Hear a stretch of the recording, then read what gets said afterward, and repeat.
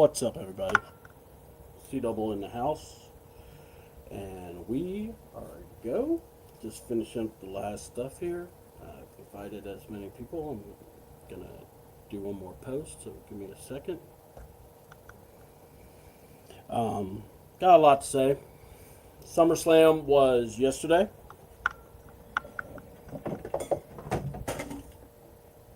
I'll have to clean that up. All right.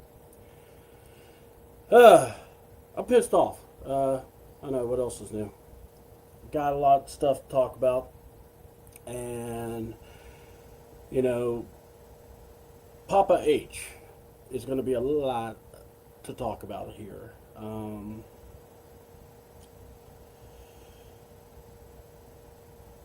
It's called SummerSlam, but it should be called Summer Scam. It's called SummerSlam. It should be called SummerSlop. We are living in a situation where people are in the midst of just talking their nonsense.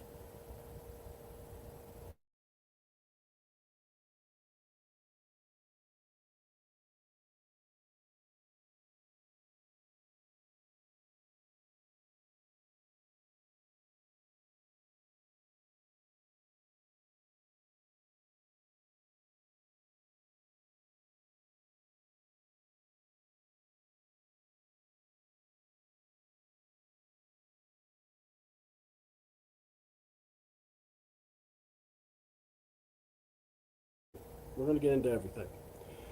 Because, WWE wants us to have fun. You know, I love the term fun. I do. Having fun, that's, man. I don't know, make sure I'm even on now. Saying I'm live, so let's see.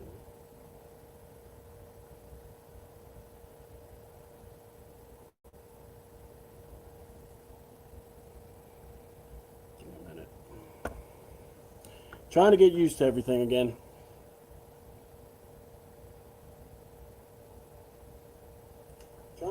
All right, we good. Okay.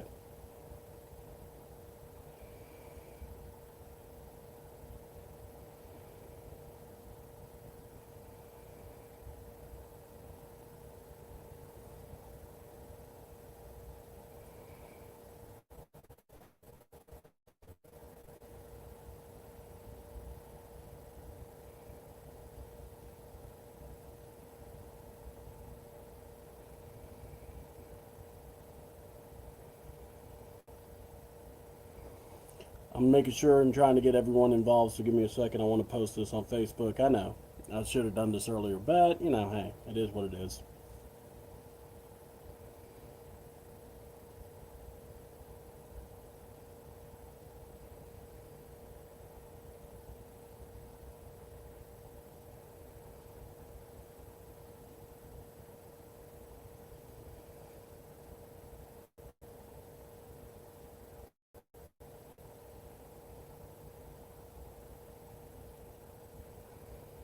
Okay, we're going to share. Do the link. There we go.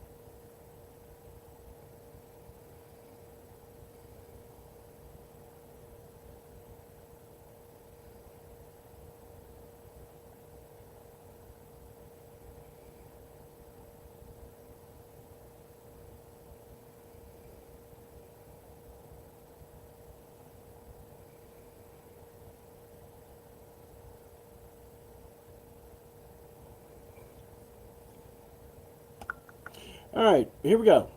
We are live. I'd like taking a few minutes, and I want to thank everyone that did show up on the show yesterday, where we just did the general discussion of talking about the state of wrestling.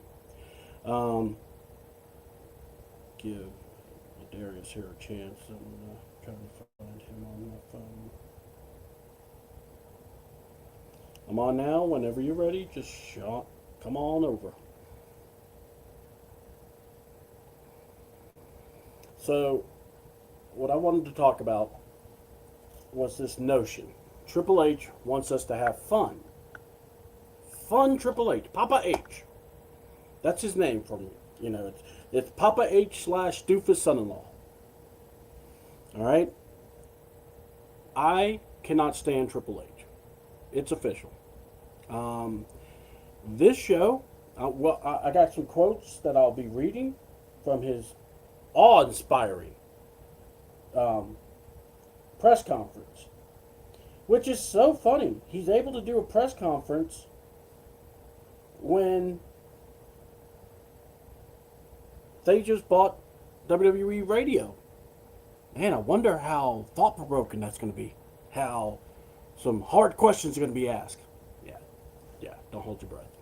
All right, let's talk about it. Now I'm Trick Williams all of a sudden. All right. I was disappointed at SummerSlam. The whole show. All right. I will go over the things I liked that were fun,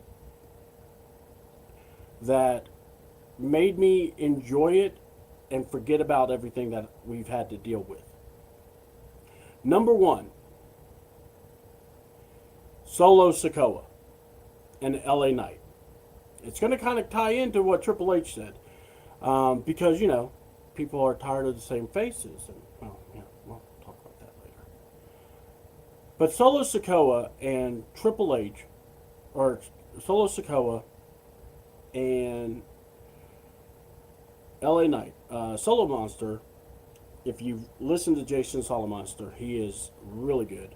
I think of all the reactors, he is probably the most calm guy, and when he blows up, you really want to pay attention, or he's that fed up. But he really has been championing that there's a babyface run in Solo, and I kind of agreed with that. I kind of saw it. It's like the goofiness. There are times of just, I made the joke of the weekend. But I liked it. I always looked at Solo as there was something there, even if we weren't sure. So, with that being said, I watched as I, was very impressed with the six-man tag. I thought I wasn't expecting. I think the key thing is when you're not expecting something, you could be more surprised by it. You could be more, oh man, that was not bad. So that's kind of where I'm at. I was impressed with Solo. I was impressed with Royce Keys too, by the way. That power slam spot was different. It was, we didn't see it all the time. So I liked it. I hope we see it rare so it still feels special. Because now we see the spear going through or a clothesline, and it's always not what we want. So, hold on, I'm going to go and bring my superstar co-host here. The man, the myth, the legend, yes, larger than life, Mr. Ladarius B. Brown. How are you? How are you, my friend? How are you? Hope you're ready. I'm doing well. Yeah, night one. First of all, can we just say this up front and personal? SummerSlam, you don't need to be 2 nights. You don't. Not after what I saw. I mean, I mean, look, I'm actually fairly. Oh, go ahead. Go ahead. well, I mean, look. I think quite a few of the matches could have been TV matches. I think so. My overall view of the show was disappointing, and I'll go more into detail like I usually do. But because we're going to review, we're going to be honest about it. Yeah, I know I picked mine up. It just started talking into it. But yeah, I mean, I'm going to be very critical of it. I can't lie. I mean, because watching it, one big prevailing cloud was over this show, and I'll discuss it after the show. But I'm talking about the good stuff, like what did we enjoy first. And I brought up the 6-man tag. And Mhm. honestly, Solo for me, Solo and LA Knight made the match, but I also appreciate Royce Keys. But let's go ahead. Let's hear your opening thoughts. What did you think? What's some positives for you?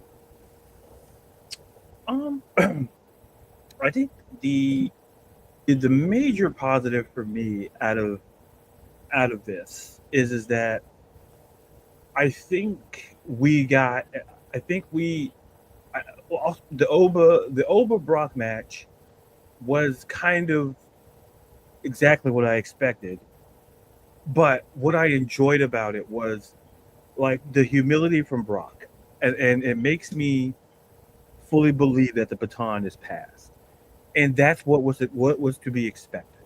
Yeah, I yeah, think, I think the way that he just came back in the ring, because we thought we would never see another guy like Brock Lesnar for another 2 decades, and here we are with safe to somebody say.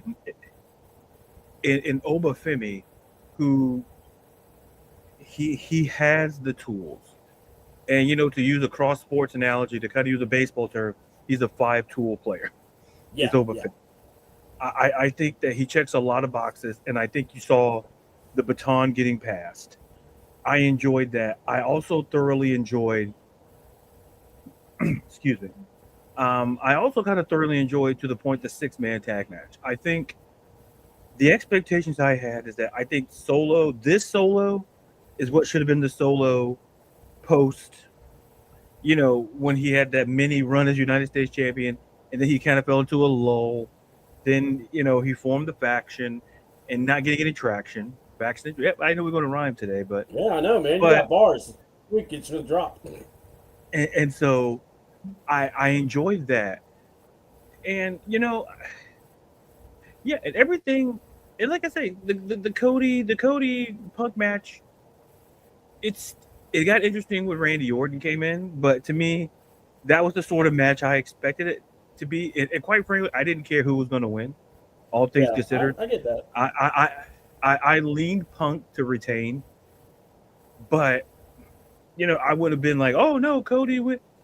No, so my big takeaway was seeing the baton pass. I think we're seeing Solo, we're seeing Royce Keys. Um, we saw that team there, and I think, and everything else just kind of felt, but I did enjoy Liv and Io. I did enjoy the Oh, we're match. gonna talk. Yeah, we'll talk about Liv Yeah. and Neo. I mean, that's So, gonna be the but first other than match, so that, we'll I discuss think that. Yeah. overall the card, I think it was a very solid night. I think it was more hits than misses. So that was my takeaway from excuse me, from night No, one. no, you good. You good. You good, brother. All right. Let's start with Liv and Io because that was the first match. First of all, WWE. I miss this. This is what I miss.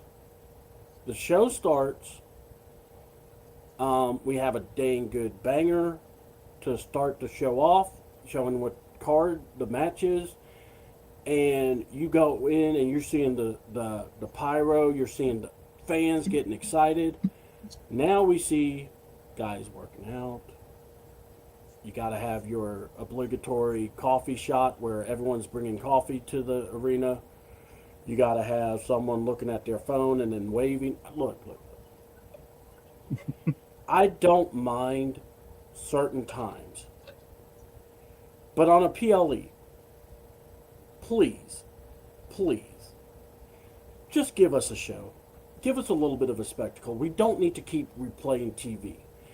Also, I'm not going to crap on the daughter because she was doing the national anthem, but Hunter, Stephanie, don't bring your daughter to work day. Okay? I mean, look, just I don't know. Did they tell you you couldn't hire someone for day one, but you could use Darius Rucker for night two? I don't know. Could you have maybe slipped him another 20 and said, hey, can you do for night one also? I'm pretty sure he could have. Darius Rucker is a WWE fan. Anyway, but yeah, I heard her crack or I heard the crackle when during the song. I went, oh, that's not good. I felt like Carl Lewis when he sang the national anthem and he's like, oh, that's not good. You never want to stop and say that out loud, by the way. So kudos for her. She sang it and went through the whole thing. Didn't no embarrassing moment. It felt bad, and I kind of have to look at the behind the stage thing for that. But I'm just glad that the first match was a banger. I won't say a banger because Ladarius, this is my problem. So we got Liv and Io, and man, we know Io can perform. We also know Liv Mm-hmm. can perform too. I think Right. that's also something that a lot of people don't really look at. All right, but the fact that the match was so good needs to be concerning, and this is why I say ultimately disappointing for me, because Mm-hmm. we don't get this. Liv looked amazing. Liv looked damn dominant, and I'm like watching, and I'm going, why can't we have this? This is what you want, and not just. But the ultimate issue was this. Okay, she beats Io. What's next? There was no tension with the Judgment Day. There's Mm-hmm. no. I mean, you lost now. Now, if you want to say, well, now they're tied 1-1. Okay, I got that. But no one is also going to, I guess, look at the someone with driving with a float versus an actual tire on their car and go, I think I see the problem. We don't have enough faces, and we have way too many heels, and you're not Mm-hmm. doing anything. I mean, if we have if this show keeps going and they're using Roxanne as basically, hey, you're the gopher. You're gonna make sure and interfere to make sure these belts stay on us, bro. Fans are gonna hate that. So Yeah. ultimately, the match itself was a very good match. But man, that's a black eye to Triple H and the creative, and that's going to be coming back around because Subway, I doubled down on what I said. Listen, don't get me started on the tuna fish either. Don't make me go there oh, because we're gonna stop there and we're gonna pivot to the six man then. Look, all right, yes, let's for the sake of yeah. the show, we're going to pivot. So 3 hours, by the way. By the way, 3 hours. I could deal with 3 hour shows. I have no problem with that. Mm-hmm. AEW, you got to learn how to lower that time.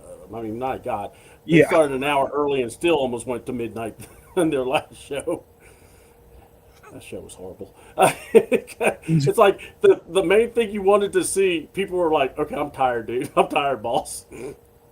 It's like, All no, right. we get it. Like it's like, no, we get it.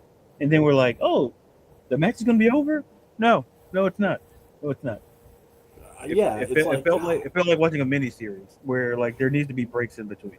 yeah, exactly. I mean, back in the day, there was this thing called intermission. So, you know, Yeah, yeah, exactly. oh man, exactly. So, Big Dennis, thank you for watching. Oh, I can't comment. It's all good, dude. Don't worry about it. Just watch, and if you end up hitting me up on the message that we are in with that wrestling group, what's up, guys? I mean, just hit me up. It's all good. I don't mind. Um, so the six man tag, we talked a little bit about it, but I mean, first of all, I get when you're being sponsored by something and you have to, you know, put it out there.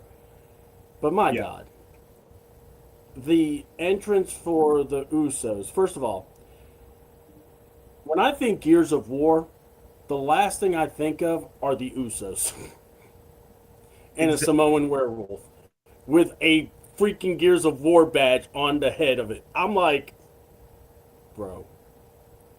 bro, we really doing this? I'm like, it made me laugh so hard. I mean, I told my buddy we were watching it with, I just was like, they just can't help themselves. And we'll talk more about it because the most unusual spots for ads. Oh, we saw them. By the way, the first match was sponsored by Wingstop apparently, and then this one was sponsored by Gears of War. If you didn't notice, I mean, they were very vague. They didn't really put it out there as much. Wink, wink. Uh, what did you think about overall the 6 minute? We talked about Solo's performance, but and this stands for itself. I mean, look, my favorite spot in that match was Solo running it back. I mean, and just seeing his goofiness and just seeing he look. Someone brought up how he could be like a. I don't want to say The Rock, but was the charismatic part, and I'm going. I can actually kind of see it. I'm not off with that, but what did you think about that six man? I think one of the things that I think is always very important, and I think this is something that it's not a knock on Triple A, it's not a knock on Hunter, it's not a knock on, but you have let them be who they are. And I know it sounds odd, like oh no, meaning that let them be who they are. And when you that, like Solo, that's who Solo is. The goofiness and the entertainment. And I think when we lean into it, because there's somebody else on night two that I want to talk about who fits that bill. But in this regard, you got to lean into the entertainment, and Solo does that. And not only that Solo does that, he's very good in the ring. The overall feeling is that this kind of felt as though it's like it was entertaining, and with Royce LA Knight, and so like those are three guys where I think about on the roster, like those are three guys that I don't think WWE knows what to do, so just put them together in a six man, because with LA Knight there's been uncertainty for like 2-3 years. Do you give him the push? You have Solo, who was a former United States champion, didn't do much after that, and Royce Keys is the guy, very coveted guy. You brought in, and you don't know what to do with him. And so I felt this was the perfect match for them to showcase themselves. And to your point, I think Solo shined. I think Royce did a very good job and shined in this match as well. Yeah. And I think everybody who needed to shine did. And I thoroughly I enjoyed the match, because it's like when I look at that team of LA Knight, Solo, and Royce, like those are like three guys I say, man, they have no idea what to do. It's kind of like to kind of cross sports, and it's like we have a good problem where, like, oh my god, I got three great pitchers. What am I going to do? It's like, like listen. If you're a Tigers fan, I apologize. I'll talk about it more on my podcast Thursday. But what I will say is this: if you needed a sign that there won't be baseball next year, that trade was the sign. Because did you see? I didn't mean to slip this in, but did you see who Detroit gave up? And I'm like, their farm system is terrible. I didn't know the Dodgers had a farm system. I'm like, and they didn't give up not one single starter in that trade. Not one. I hate the Dodgers. Not one. I'm like, if you wanted a reason for people to be angry at the Dodgers even more, like the Dodgers are low key becoming the Patriots. All right, where like oh great, you win, and but the difficulty is, at least with the Patriots, they were winning with the salary cap, so they were still successful in managing the salary cap. The Dodgers can go out there and have $1 billion payroll and win 100+ games a year, and it's no different. And to put that in wrestling concepts, like think about this: like you look at the top guys at WWE, how do you know who makes the most money? Well, who do I see on my TV more? That's your answer. Who do I see on my TV more, and who do I see take intermittent breaks? That's the answer. It's like, oh, why does Roman get 6 weeks off? Well, because he's the highest guy. But to circle back to my point, and it ties into the 6-man match, it's just that you're paid, like they're all professionals. You just don't. They're getting paid. They want to do something. Tony Khan had that problem at AEW, where it was a good problem to have, where you're like, man, I got these talented people. So I'm gonna do a 5-hour show.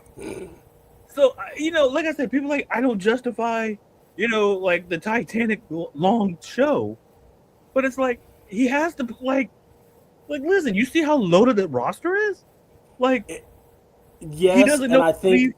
Okay, hold on. When it comes to AEW, let's go ahead and bring this up. AEW, and it's hard. I get it, the rosters, but that's why when you assemble that, you know what you have to do. You have to be disciplined, and you have to make sure you have your best matches. But also, you're gonna have to tell people, hey, you're not on the show, but you know what you're doing? You're making the show important to be on. And then, or, Yeah. man, you got to cut those ring times. Each, look, the first 3 minutes of, or the first three matches of AEW's Redemption was over 20 minutes each. You can't Right. do that. You can't. You're going to kill your audience. Yeah. Because I'll tell you what, you know, by the time you get to the midnight, they won't remember the first two matches. And by the Hmm. time they get done with the show, they're just going to be like, yeah, we watched the show. I don't know. I don't remember. I mean, because I'm tired. I'm tired, boss. I got to go to work tomorrow. Fuck. I mean, that's basically what you're going to hear. So I get what you're saying. Now, WWE, yeah, they're doing. And then, you know what sucks with this? This should have been a 1 day show. I know it won't because of the, you've already crossed this moment where you made it two shows. And also the fact that it's more for the advertisers. Look, there's a Hmm. out there that there was only 85 minutes of wrestling matches, of actual wrestling. That should tell you everything in a 3-hour show. That's that's what you get. And I feel for the people that are out there watching, but I'm going to go here. Y'all are paying the price. Y'all going out there. Me personally, while it's closed, I wouldn't do it. Yeah. It's going in to a 3 hour show where you break it down 3 hours, that's 180 minutes. And of those 180 minutes, 85 of it consists of wrestling. So Yeah, now you're wondering, where's the other where's the other great question. Where's yeah. the other 90 where's the other 85 minutes? Where's the other Where's the 85 yeah, minutes of wrestling? It's like, listen, that's not if I'm doing the math, because 95 with 85 is one, yeah, yeah. 180. So I Uh, mean, and look, I look at look, Triple H because you're the chief content officer.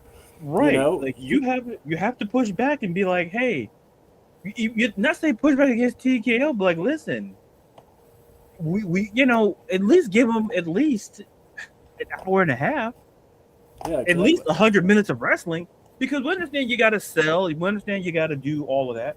What's up, What's Ron? up, Ron? Uh, and and I get it, it's business, but Yeah, at some point you're paying that price, and and then you go on Twitter.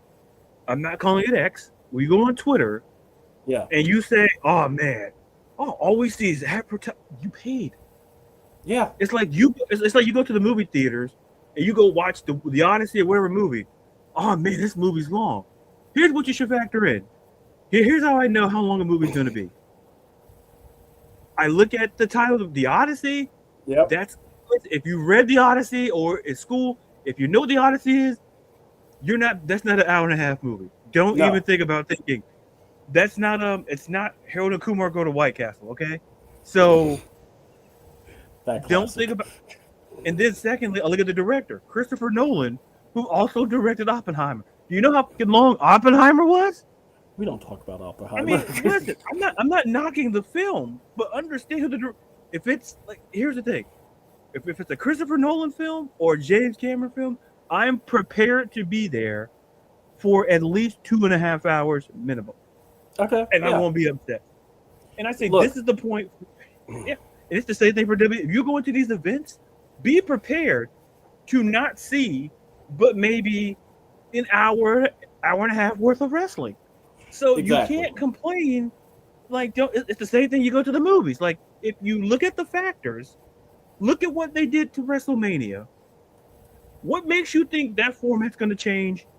Because SummerSlam historically always been a one night. Yeah, One night. Preserve it. Now, they turned it to don't be two. surprised. Yeah, Like the only pay-per-view you can't do two. Are we going to see 2 nights of Survivor Series at some point? Are we going to see 2 nights of I think they would we do. gotta I stop. personally think they would do 2 nights of the Rumble before they would do 2 nights of Survivor Exactly. Series. I would be okay with that, given you could build around have the women's Royal Rumble one night and the Miz.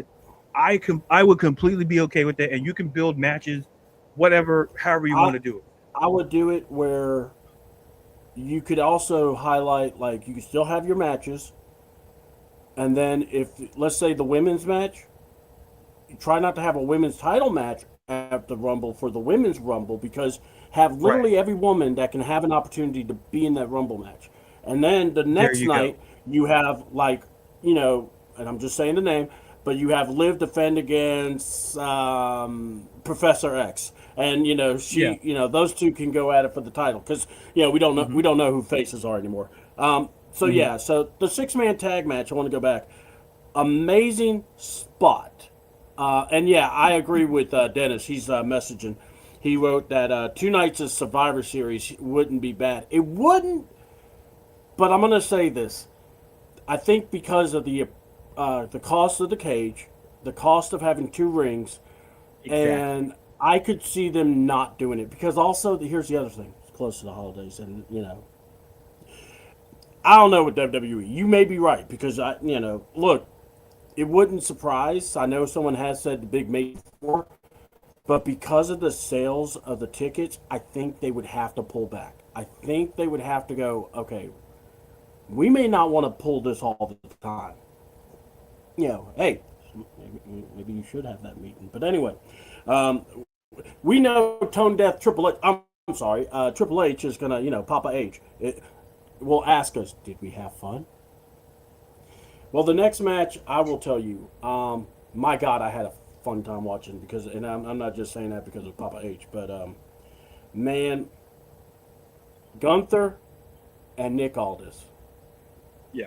And I know we didn't start it off, but I mean, this was going to be. It's not one thing I liked. It's one thing I loved was watching the entrance and the fan response.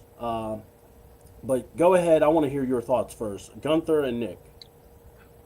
First of all, listen, we got the national treasure back, and even if Yeah. it was for one night, we got the we got the national treasure. And then the fact, here's the thing with WWE. I said, listen, I'm like, we're thinking they're frugal. They would have sprung for Oasis. I'm sitting there Yeah. going, wait Yeah. a minute. Like, listen, I don't like you don't have. I heard they will take. Well, yeah, in Minnesota they'll take those stamps. Minnesota, I don't know. I don't know. They'll take everything, bro. They're so greedy. They'll just be like, "What about that fur in your pocket? We'll take that too." Uh, is that lint? Yeah, give us a pound of that. A pound. What? But Hey, go ahead, bro. but but like they went all out. They got Oasis, and Yeah. Wade said something on the broadcast was very important for British Yeah. fans of wrestling to get Oasis. Now, I love music. You know Oasis. I for them to Yeah. spring for Oasis, Yeah. like Yeah. they I could have know. I know. Champagne Supernova, Wonder. They sprung for Oasis. I'm like that same group, and then the reaction that you got from the crowd. To me, at that point, win or lose, Nick Aldis already won Yeah. because he and you watch that match. That man looked just like me. It was just like you close your eyes, you go back to Magnus, you go back to Nick, to T, you go back to NWA Yeah. where Not I first watched him. Yeah, NWA, not NWE. Michael Cole. yeah. I'm like, what is it? The National Wrestling Environment? What the hell is the E? No, Boy, wait. you Imagine know WWE if you always say putting an E at the end of everything. you see Billy Corgan at home. What the hell, man? Hell, You had one it's job, Alliance. Michael. It's Alliance. The hell did you get the E from? This is like Wheel of Fortune. How do you blow the word? You have 95% of the puzzle. Don't blow it. Don't spin the wheel. You got money. Don't be a hero. I'm gonna go for the jackpot. No, because you know what happens? You get bankrupt. The next person, I'll take that grand or whatever it is now to win it. And no money. Oh, how did I lose? Yeah, you lost because of one. Anyway, sorry, Yeah. it's Yeah. Subway all over again. But the point is, watching that match. Listen, Gunther. I don't care what nobody says. Gunther is just that dude. Mm-hmm. You can love him or hate him. Gunther, like that match was well done. You could have made a case, kind of like that match was exceeded, I think, expectations. And oh my god, commercial. Um, Yeah. Ron. but but but the match was so great, and what I enjoyed was the end and the crowd still cheering for Nick, and to see the children, to see Mickey like that felt full circle. Oh man, I kind of wanted that. Like, can we get Mickey a match? Like, I just want to hear the song again. And listen, think about this. She can still go too. Like, here's the thing: that family. Yeah. Like, Yes. think it like at some point. Listen, this is why I say. This is why I advocate. Please bring back the mixed match challenge. Please bring it back, because I need to know what was wrong with. Because listen, you gave us Braun and Alexa, you gave us the Miz and like you gave us duos that were obvious and ones that I would have never been able to put together in my life, and it was so well done. My personal imagine having my personal favorite team, Charlotte and AJ. Yeah, it's like how do you? It's like the phenomenal. Yeah, it's like the. And it's like if you needed a case to bring it back, Nick Aldis, Mickey James. I don't care if they fight Seth and Becky. I don't care if it's. I don't care. You bring back Naomi. I don't care. There's so many possibilities now you could do. It's. But anyway, but overall, Jay and his adult Jada. Oh, I mean, his. Well, wait. Yeah. I mean, Lola and Damian Priest. I mean, if you want to. Yeah. Reports that Lola may go to SmackDown because a certain, Undertaker-looking fella is there over here. But I mean, she's got a lot of assets she can go to. I mean, even on the Sabbath, you don't quit. Just saying. She's got a lot of assets. That's all I'm saying. You know what? You and Joe DiMaggio have in common? Just keep hitting the streak. Hey man. That ball was right there in my ballpark, and I was able to take it straight up the gut. You thought this man was gonna bunt the ball? This man's swinging for the field. Oh, hey, I'll use the ground ball. I'm hitting to the outfield. I'm the catcher from Major League pointing for a home run, and I'm Jake Taylor. I'm taking my. Hey, wait a minute, but it was enjoyable. So I thoroughly love that match, the storytelling, and then now all of a sudden now he's back to being the SmackDown. Hunter, like I do feel somewhere along the road, if you book it correctly, we should get Aldis versus McIntyre. And okay. I would be like, there's so many if we got Gunther, let's get the next guy. Yeah. Who we had issues with. And that was Drew McIntyre. Let's just go down the list. Because if you look at it, they've been low-key building to a potential list of all the opponents. But they're not going to tell you. That's the one credit I'll give to the writing. It's like, oh, they're hinting at this, hinting at that.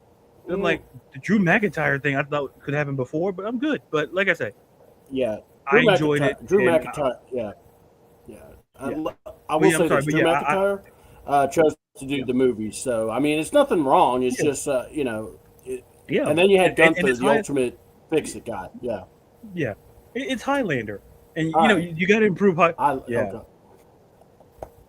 Like the original Highlander. No, Connery's accent. Man, they have nice booby scenes. Hold on, I'm sorry. The first Highlander, you have Sean Connery's accent, and the woman getting for Mr. Lambert. Look, Christopher Lambert. Getting what now? Can we, hey, everybody, no. Everybody, put the camera on him. No, not on me. What was that? What happened to that lady in that movie? She got a little bone, chicka bone. America, you heard what he said. America and parts of Europe, you heard what he said. The eastern part of Europe. I respect the women's body. I do. Boy, I know it's election time. You want to put that your platform? Bless it. Everyone. I can see you in a suit doing that, and like, yes, Christopher Lavelle running. Curves matter, damn it. Wait, he's running for city council, and that's the platform. I don't even live there. I don't think those are the issues. But what do I know? Hey man, I I'm trying. Hold like on, your and then I cousin. just look at you. I'm trying to get some. I'll be like, look, I'm trying to get some money to take care of our show. What do you want from me? Yeah. At least I'm honest. I like curves. Curves matter to me, and I did not have Hey, sexual hey, relations hey. with that woman. Put put an That's extra. what Jay. Hold on, that's what Jay Uso's trying to say about his divorce, and but he got Yeah. caught, caressing that thigh meat from Jada Parker. But we don't talk about that. But anyway, I like thighs. hey man, he wanted a Love faux that burger and his hot chicken. thighs from Love that chicken Popeyes. from Popeye. Just don't grab the Stay biscuit. stay away from them biscuits. But get yourself a couple of thighs. Let me tell you something. People will lie. Your cousin will lie. But thighs don't lie. Back So to yes, you. my thoughts. Yeah, my thoughts on Nick Aldis and Gunther. Man, what a hell of a match. I love the intro. I loved just the Wade Barrett's voice cracking high.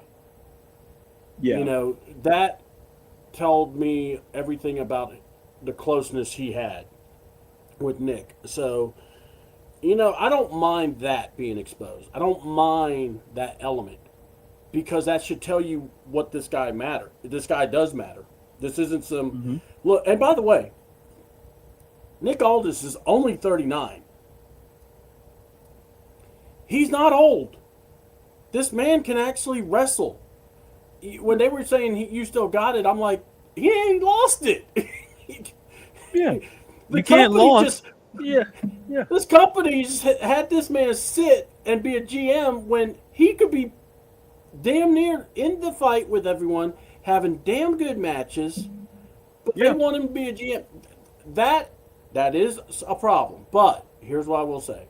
Okay, so he'll be a GM. Some folks are like, it's fine, it's fine. I don't like it, but here's how I will say it. Let him be a GM. Let him not have issues with people. But the moment Drew McIntyre shows up,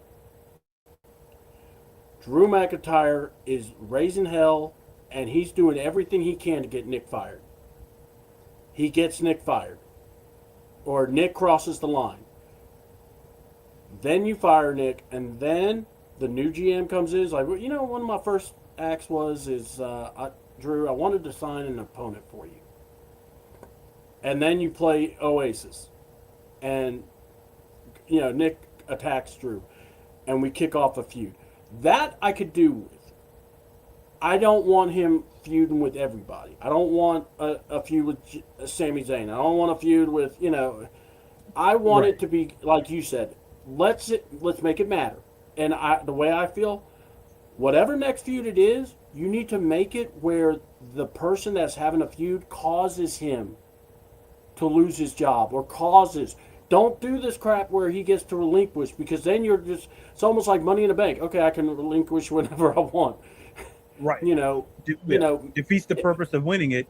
Oh, I'll give it yeah. up. Yeah. Yeah. And Same see, thing. Yeah. originally I was going to say, he could lose and he can't, and now he can't be a GM. But now I'm saying, cause him to get fired or quit, and then he comes back and he's a wrestler. You know, I hope that will be a moment. I don't trust the creative, but man, for me, if the crowd is still loving Nick Aldis like this, you're going to have to come up and address this situation. I would love for Nick Aldis to be in the mix because I'm going to tell you, I don't think they didn't scratch the surface. They only gave this match 11 minutes. Yeah. You could have easily given 5 more minutes because after the piss break match, they had an 8-minute commercial block. So there's your 5 minutes there. But anyway, Yeah. that's my thought. I felt like this. Love seeing Mickey James. Anytime we get to see her, look, don't listen to the whole album of Mickey James, but if you listen to Hardcore Country, it's a great song. I love that. The whole album was not that great, but I love Hardcore Country. I like her original WWE music, where in my head I always said Mickey, so many Mickeys anyway. But that's just me. But one of my favorite matches of Mickey James was the feud with her, Michelle McCool, and Layla, where she actually won I believe, the belt in Atlanta. Um, and they went. Oh God, I hated that feud though, because they were like calling her a pig and everything. I'm like, she's Yeah, hot. Not, why is she? No, yeah. why are we I'm doing like, this? yeah, I'm like Piggy James. I'm like, whoa, whoa, whoa. Whoa, whoa, dog! Are you not looking at the same Mickey James that I'm looking at? Yeah, yeah. Hey, hey, be a star. Be a star. Yeah, Yeah, back in the day, WWE did yeah, not give a damn about being a star. yeah, Now all of a sudden, we don't do that. But yeah. hold on. Roll, roll, Now we roll the just go. footage. Yeah. Hold on. We don't show the scene where Triple H is looking over Nikki Bella and looking at her breasts and him just licking his lips. I mean, we don't show that one. Yeah, But that gif because is there. yeah, we're a family-oriented show now, and Oh my god. whatever he said, whatever he. All right. In the segment that I like to call the piss break match or the go get your food match, I had a nice BM, I will say. But I waited till after Fatal Influence came out because I wanted to see their entrance. My God. This is what I want to say, and I want you to hear me. JC Jane is a freaking superstar. I love the entrance gear. She looks standout. I mean, HBK, I hope you saw it because, that definitely was a shot for you. I mean, she looked amazing. Pissed me off that she's not in the ladder match still. I get what they were doing. I get why. But honestly, we all knew at whatever end of this match, we were going to get a heel turn of the Bellas Big Show. I think they tied the Big Show in heel and face turns. That's very impressive because they were, because nobody cared. Paige gets beat up by Nikki, and I died laughing because I heard Nikki tell Paige, "This is what you get for trying to steal my spot." And I just wanted to go, Nikki, did you not remember you picked Paige to be your replacement? Hold on, or are we doing the following? Because I think that's what Triple H would say. Yeah, just say that. That'll be great. They'll understand. But you picked. It's gonna be great, right? Yeah, it's gonna be great. They haven't released. Or Nikki said that Brie is hurt or hurting. If you saw the spot, JC does the cannonball. I think it's the arm, the left arm or right arm. They said, or obviously you saw it because she's. Then Brie is wrestling with one arm basically. Yeah. It's like I wanted to look at the ref and go, look, I know you really don't care about this match too, but could you just tell Brie to just stay away from being in the ring? And something about I don't know, making the injury worse. But bro, the heel turn was hilarious because it's almost like Brie wanted to, Brie was supposed to be a part of it where she's supposed to hit too. But it almost was like she just pushed Paige with one arm. But yeah, that's anyway. Go ahead because I know the look 7 minutes they got too. That's a TV match. Yeah. 7 minutes. I mean, the right team won. Don't get me wrong. Yeah. I'm not. Yeah. The right team won. Which here's the thing. You do the okay, right team wins. You put over Fatal Influence. Great. 7 minutes. That's a match on Raw or SmackDown. But then you do the heel turn, and then Triple H spoke at the press conference saying about Brie Bella's injury. So does this mean we're just gonna get? Are we gonna get Nikki Bella Paige? And I'm like, oh God, no, don't do that to us. And I'm like, you know what? That's why I'm leaning to the mic. I'm just going, you know what? So listen, I hope Bree recovers first and foremost. But so if you're creative, you're like, oh well, we still have Paige, we still have Nikki Bella, and I'm like, you know what? I know people may not like it, but don't be surprised if we're going down that path. Because There's not really much of a path to listen, go. look. If anybody else has another path, I'm open ears. I'm very open minded. But Nikki, I have a great idea. Vacation for both, and you just let them stay away from the product for as long as their contract lasts. So we don't have to, you bring them in little pot spots. You don't have to bring them all the time.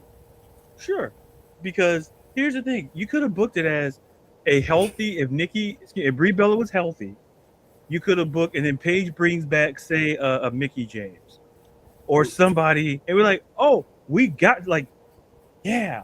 But now Brie Bella hurt. You're like, oh no. And see, this is why I always warn. I tell people this is why when we talk about preseason games in the NFL. Oh my God, he looked great. You would look great too if you're throwing to D3 people too. It's the third string. Hold on. Of course, you're Brie Bella, Brie Bella and Nikki James turned face in the Rumble just because Brie Bella was doing it kicks. That should tell you something. Yeah, that's all. And listen, same thing. Oh my God, we're rooting for them. It's not for the reason you think. It had nothing to do with the crowd. It was because of a couple of kicks to the old sternum. That's why. Like, oh my God, oh my God. And I'm like, you know what? And then what was worse, and the crowd was like, the crowd was quiet. guess. Yeah, the crowd was like, look. Yeah, we'll take 2 hot dogs. The crowd was like, you know what? I'll take some popcorn. Yeah. I'll take, because here's the thing. As someone, like I say, I love the women's division. I write of it. Yes. The problem is simply this. At some point, now that Brie Bella's hurt, because the plan was probably to have the Bellas team up again to face Paige, and I would have said a Mickey. You could insert or AJ Lee. Right. That's another one. That fits the era. That fits that era of rest. But now that Brie is out, and the only 2 people left is Paige and Nikki Bella. So now, are you going to be like, I guess we have to do something? Or because based on what I've heard, Brie's gonna be out a while. And like I say, I don't care, male or female, when you get older, your bones don't heal the same way they used to. Nope. So not with those kids, and not with the food they eat, because they're vegans. So they ain't eat nothing good. Yeah, man, get them some chicken tenders is not terrible. So eat a steak in front of your husband, just to to be like, hey, Brian. Mm-hmm. Yeah. That's it. That cow's good. Makes me want more. You know what? Hey, kids. No.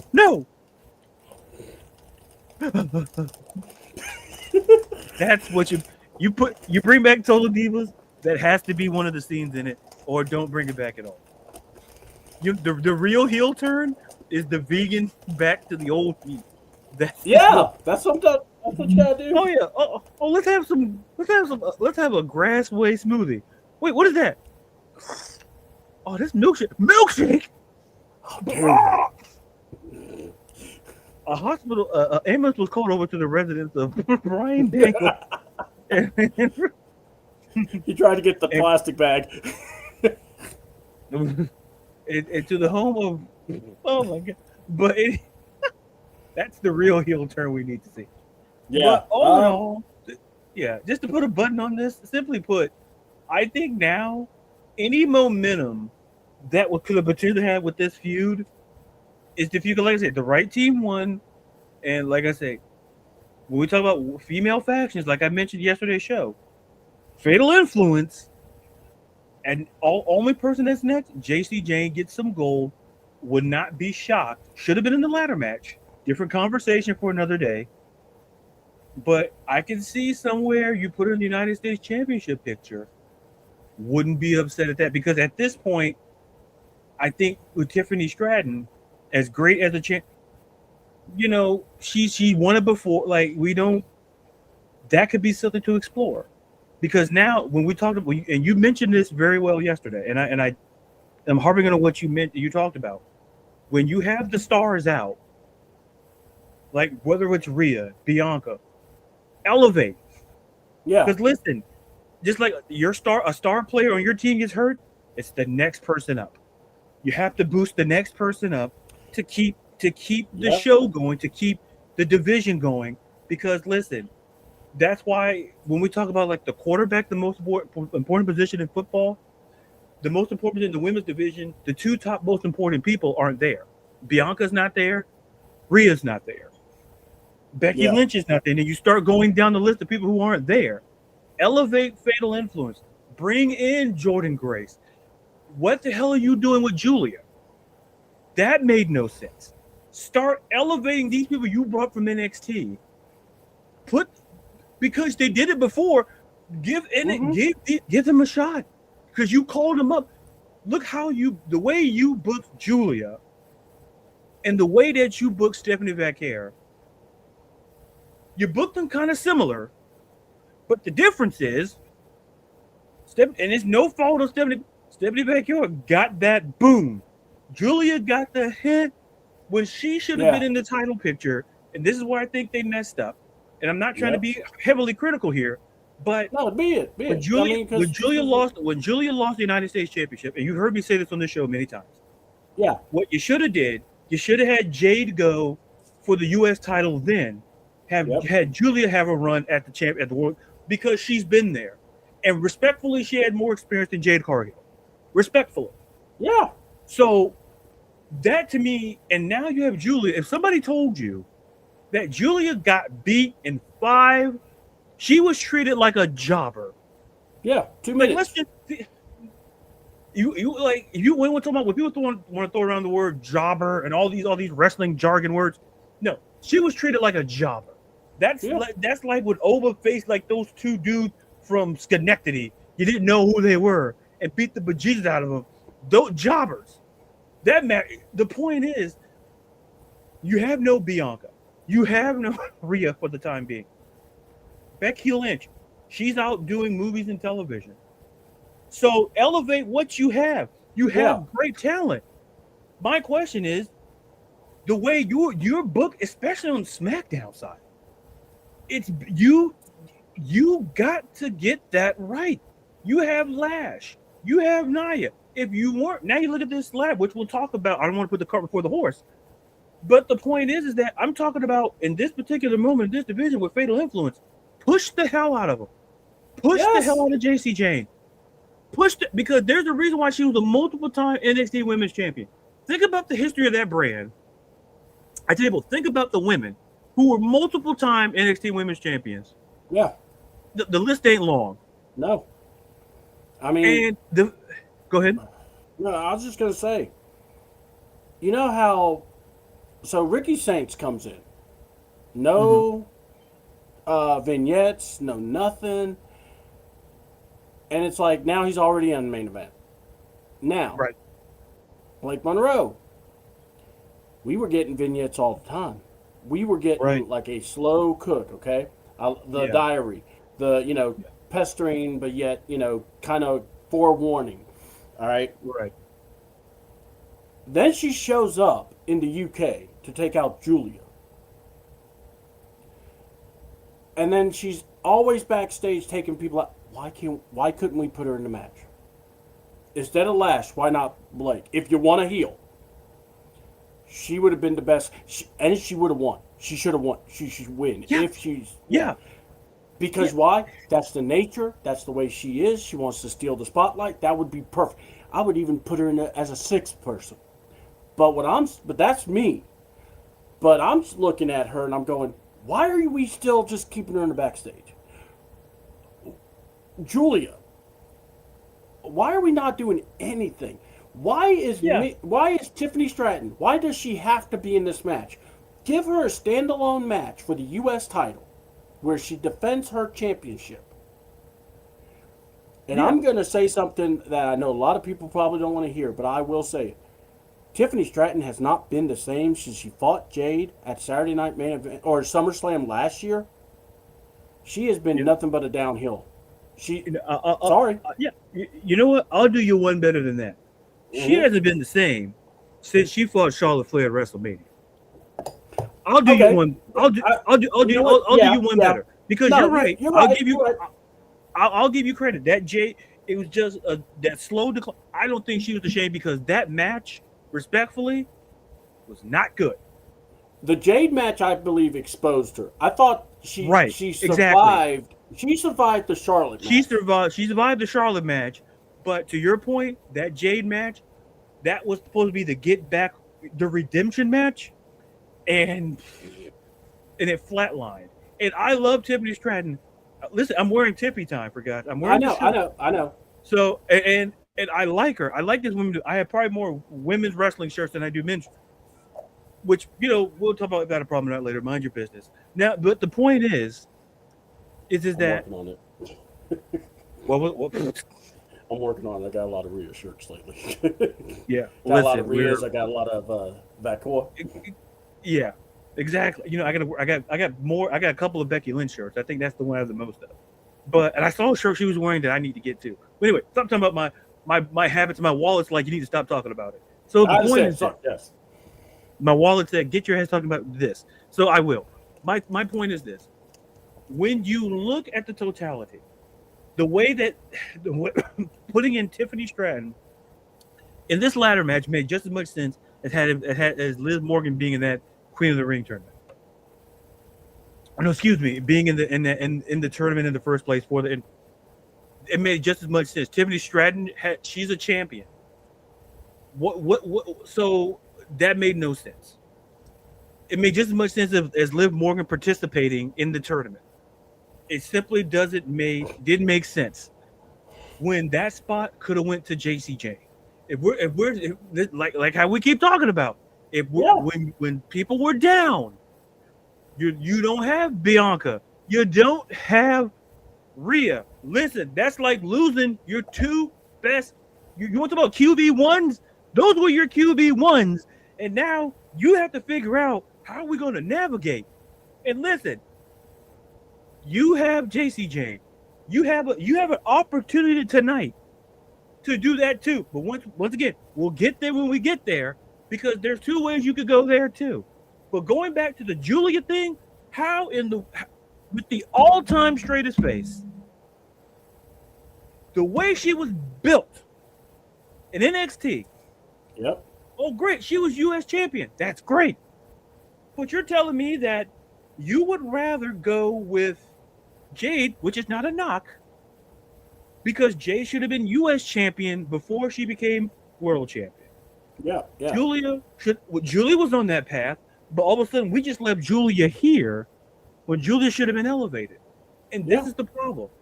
This match, that 6-woman tag match, basically is saying this: whether you like it or not, we're going to get Paige versus Nikki Bella, whether you like it or not.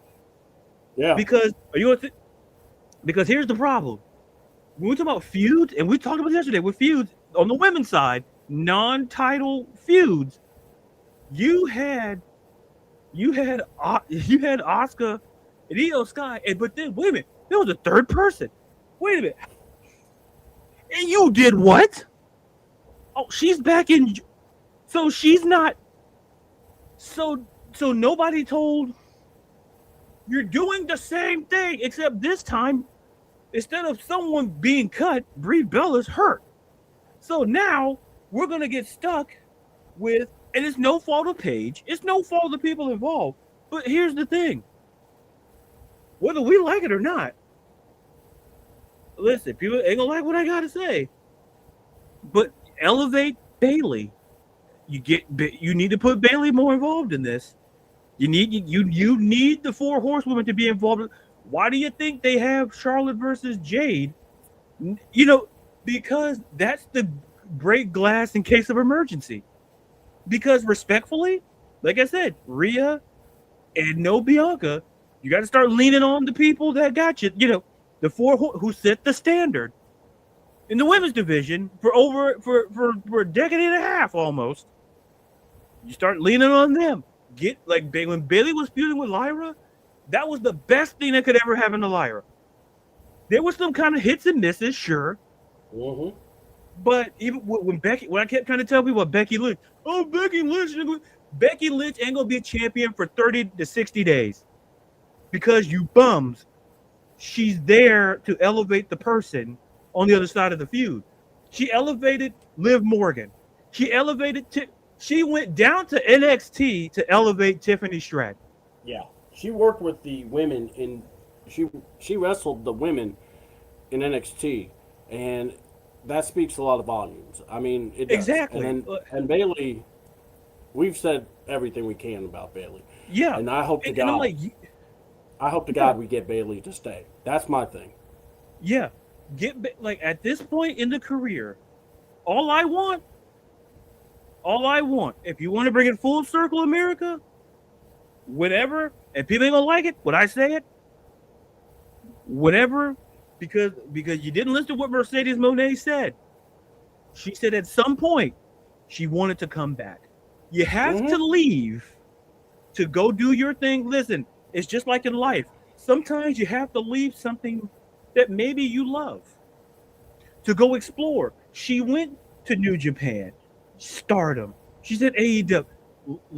Sasha Banks had to be Mercedes Moné to get what she wanted. Yeah. What she felt she was not getting at W at the time, which at that point she was justified in doing so. Naomi did the very same thing when she went to TNA. Go be that star. And look, when Naomi came back, my God, look at the wonders it did for her being this heel, being a champion. At this point, you get the four horsewomen back. That's the culmination right there. But for right now, you need to utilize Bailey, you need to utilize Charlotte Flair, and utilize Becky Lynch. Because at this point, if you elevate and use them, because at this point, Bailey did it with Lyra.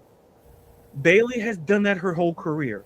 Up to a certain point career where she knew respectfully that where maybe her championship runs aren't there. And she's had a hell of a run. Hell yes. So is Becky Lynch. So is Charlotte Flair. All three Hall of Famers, first ballot, no dispute. They're at the point in their careers where right now it's about elevation. Yeah. And at this point, and to put a button on this, I know I ran too long on this particular match, but it opened up the floodgates to this.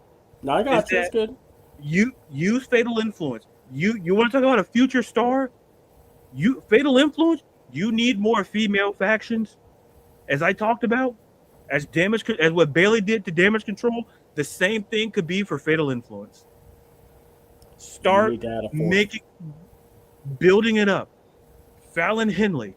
Think about Fallon Henley. People are like, yeah, she's the champion herself. Like, and then now you look at Lainey Reed, star. Because listen, in TNA, they're doing it with the Elegance brand. Yeah. They did it. What did they have? They had the veteran leader. When they had Ashley, they had Ash by Elegance. Not there, but then you still have the group is still surviving. Because you just need that leadership to guide. And then guess what? It can work. All I ask WWE is this. If we're gonna do the interim thing, fine. Do I agree with the interim thing? No. Yeah. Because you can still, even if you make one of them the champion, whenever Rhea comes back, she's first in line. And I'm not gonna have a problem with it. The interim thing is just basically saying you're an interim head coach, and now we're like, oh well, we don't know. Like, you don't know. You can be the head coach at the season. We can either take that title off of you, or we'll just say screw it and let it. That just take off the interim thing, because I don't like it, because it opens up nonsense when you can do the same thing. Whenever Rhea, let's just say if Rhea is out, let's just say for the rest of the year, hypothetically, she may be back before the end of the year, but if she's gone for the next 4 months. You know what? She could come back. She could come back at the Rumble Yeah. and stake her claim. And it's Win the like Rumble. you're doing two things. You're giving somebody like once again, don't put the card. You're giving somebody a title run, Yeah. and guess what? You're also doing. You're building up that person. You're building up Rhea to get a banger of a match Yeah. somewhere down the road. I'm done. I'm Look, done. I took too much time. okay. I know, and we'll move to the match that should have been a main event, but we understand why it wasn't. But we'll talk about that. Yeah. But just Yeah. all I'm going to say to this is this: the whole interim title is a dumb thing. I say Yes. that as a Rhea Ripley fan. Yeah. I also say this as a Rhea Ripley fan. You should have stripped her of the title. Yeah. Because one thing I could say about Rhea Ripley, she cares about the women's division also. Yeah. I don't think she would have been pissed if you took the belt. Matter of fact, I'm pretty Right. confident to say she would probably look and go, "Here's the belt. It's all good. I'll get better. As soon as I'm better, I'm going to hit y'all up. We'll get it all together. Let me Mm-hmm. get through this." They did this. Now, I thought they were doing this to try to keep it where they can have her come back by Crown Jewel. So it could be Rhea versus Liv or Rhea versus Io. Mm-hmm. Me, personally, I wouldn't do it. I would just literally go, "We want you up 100%. Because you, WrestleMania season, we need you." So then, bam, what I would do, strip her of the belt, and we're having a women's championship match at SummerSlam in a 6-way ladder match, not a 5. This was stupid by WWE. Yeah. And Yeah. even if you said, hold on, you could even play the role of, we're going to have a mystery opponent as the 6th person. Yeah. All right, I'm good with that too. You know why? It could have been Blake Monroe. It could have been JC Jane. And I still say JC should have been in. I think JC should win. Hold on. You had plans to put JC Jane versus Rhea Ripley. So if you had plans to do that with those two, why didn't you just put her in the championship match? That is my question. If you had no problem with Rhea Ripley, your top superstar woman, to defend her title against JC Jane at SummerSlam, then why did you have a problem putting her in the ladder match? There's no excuse. Tiffany Stratton should not be in this match. Tiffany Stratton should have been defending her U.S. title. Correct. And having a solo moment in Minnesota, since she's a Minnesota girl. Yes. So you missed those things. You buried your U.S. title. The tag team titles are so cursed, they attack Brie Bella before anyone else. Because they don't want to be held by the Bella twins. Good job, tag team titles. All right. Because that curse is stronger than Danhausen's curse. And I will say, I still think in that women's match, I know we'll go over it later, but it's simple. Chelsea, for me, or Charlotte. I don't want anyone else winning this. Lash is not ready. Sorry, I'll say it. I think Lash will win because it's kind of like the easy setup or kind of like your layup. But I don't want that for her. She needs to keep going on the pace she's on. Jade, you pissed away all your stuff. I think Jade and Charlotte are going to cancel each other out, to be honest. And God help us. God help us if they have the cojones to give us Tiffy 2 times or 2 belts. Because I'm going to be just like, really? Hold on. And she'll celebrate the title like it's hers, and people will have to keep looking at her going, you're just a placeholder. So that's my thing. Give it to someone, maybe that not what anyone would expect. That would be Chelsea. I always like having a surprise. But the other, I would, it'd be fun if someone got taken out. If someone got taken out, and there's your mystery person. it'd either be like a Blake Monroe because she's been attacking everybody. It would be, because we don't know. I'm pretty sure Rhea's not there in Minnesota, but crazier things have happened. We'll talk about the main event or the world title match. CM Punk trying to play I Believe I Could Fly and didn't really get the memo that he couldn't. So yeah, I did not expect us to talk about the women's 6-woman tag match like that that long. But hey, that's what we do. All right, Cody Rhodes versus CM Punk. This match is brought to you. I know y'all had a hard time seeing it because I did too. Apparently, there's this thing called Street Fighter, and my God, Jesus Christ! The amount of when you talk about putting in a sponsor, WWE is like, we're gonna paint the town whatever your sponsor is, and it's all over the world. It's like, what the hell? I mean, a little will do. I mean, okay, the stage, I get it. All right. By the way, I loved the 8 and 16-bit thing with had Rollins and then you chose Cody. I like that. That was cool.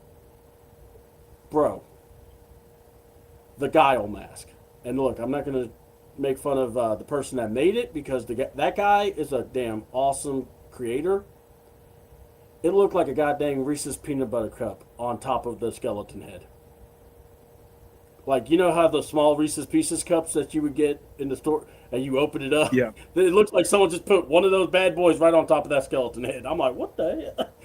And I'm like, I couldn't stop seeing that. And then I saw CM Punk come out, and I'm in my head, the first thing I noticed, not just the green, but I'm going, this motherfucker ain't about to come out to Minnesota in a Green Bay.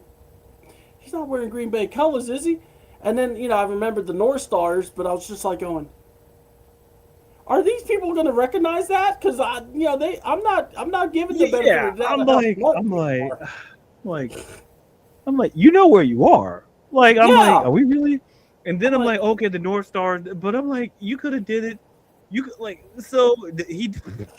here's the thing. He's a hockey guy. So you're telling me that they had no Minnesota Wild gear nowhere in that state? Thank you. That's another thing I was thinking. I'm like, you could have came out in a Minnesota Wild jersey. Like, I understand you don't want to wear, but like, I get it. You're Chicago. I get it. Yeah, exactly. I'm not mad at you. Look, your homegirl, she's from Minnesota. Hey, we know you're a big Vikings fan, but CM Punk is not a Vikings fan. I can't see. We know CM Punk will shield, but he is not shielding for the football team. Right. He's like, the hockey team? Sure. Have you seen the Blackhawks? He's like, sure. He's like, so, but like, if you're going to choose hockey in Minnesota, and it's green, like, listen. Oh, I kept looking at my butt. I'm like, he's wearing Green Bay Packer colors. Like, that's what I said. And I'm like, wait a minute. And then the Minnesota North, I'm like, whoa. If you're going to do hockey, the Minnesota Wild is right there. You protect yourself. Don't come out there in green. Like, I don't care what the circumstances. Listen, I think the only thing green in Minnesota they like is money. Hell, they all use debit cards because they don't want to see the color green. Yeah. That's my theory. Oh, take this green money and put it in my bank. I don't want to see it. And you chose to come out there, and Minnesota North Star was like, okay, that's awesome. That's great. But my guy, I'm not going to say I'm the hockey aficionado, but even I know you could have wore a Wild jersey. You could have wore something red and, be like, and not piss off people potentially who didn't know that, like, those are the North Star. Dude, look at your fan base. Those people, you know what they saw? They saw you. They saw Jordan Love when they saw your ass out there. And what you should have did, just wear a hockey jersey. A Minnesota Wild, because he's worn hockey jerseys before. I'm like, okay, great. Or hell, you could have wore a Kirby Puckett Minnesota Twins jersey. You could have wore a Paul Molitor jersey. You had opportunities. Or if you want to piss off Reds, if you want to what? Or just remind Minnesota Twin fans you had David Ortiz. But we're not going to get into that. That's just my personal thing.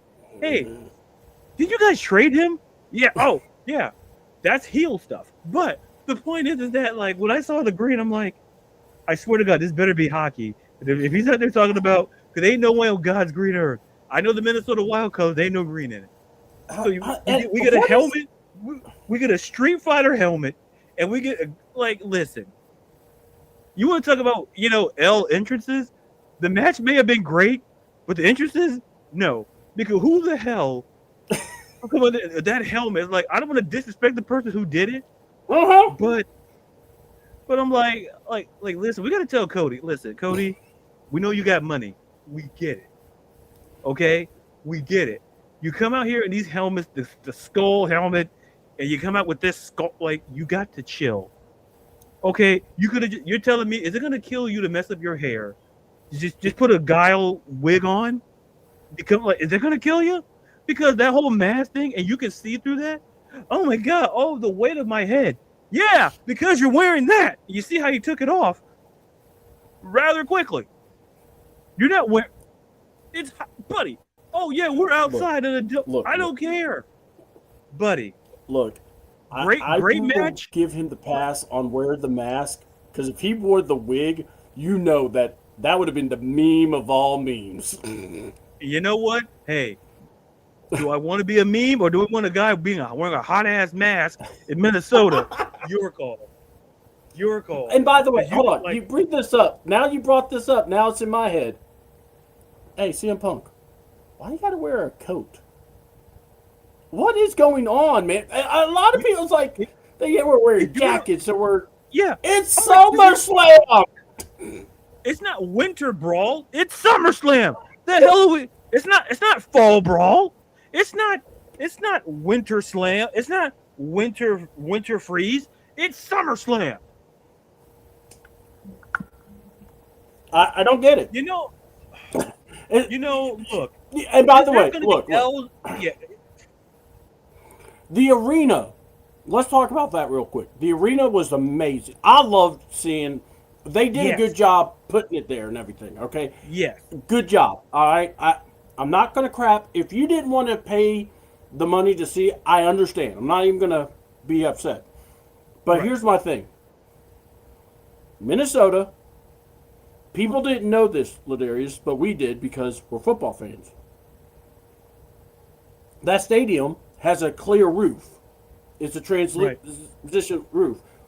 I was hearing a lot of people that review wrestling. They're like, "Why was it so bright in there?" Because the roof is translucent. That's why. Yeah. And it was like, so it's already an hour back from us. This thing started at 6, so that means 5 o'clock. And I'm watching. I'm going, sun ain't gonna go down. It didn't even go down for the main event, for the 10-minute Hell in a Cell match we got. Right, and I'm sitting there going, it's like knows what WrestleMania was in Arlington. They held it in AT&T Stadium. Yes, you know what time they you know what time they held it? Like they didn't hold it at that time because you know what happened? The sun would have shined right through the bejesus of that. Oh roof. God, yes, that sun would have been blinding people. And I mean, I actually think they put the stage where the blind would have happened. So that was smart. They had to, because if you just left it as is, I think Minnesota learned a lesson. The next time you hold the PLE, like either modify the weather, put that thing. I'm not even mad at Minnesota with the lighting issue because I thought that was cool. I actually was okay with it. What I was going to say was, you don't do a show called SummerSlam in Minnesota. I'm sorry.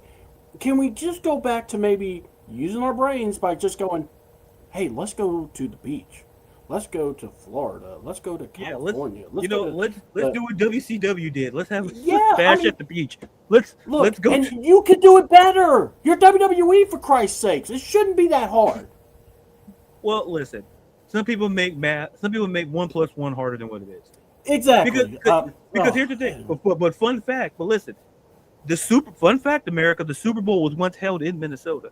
Yes. Which also speaks to and that was the dome before what they got now. And they also held the Super Bowl in January at MetLife Stadium. Yeah. So So if we're gonna knock WWE, we also got to knock the NFL because I'm like, Yeah. look at I where the just, Super Bowl's been at. Like it's I mean, been I in wasn't Atlanta. mad. I mean, it worked out for it being in Minnesota. It did work out for being in Minnesota. It did. But but when you like respectfully, we Yeah. think of summer, I'm thinking you're going to the lower half of the country.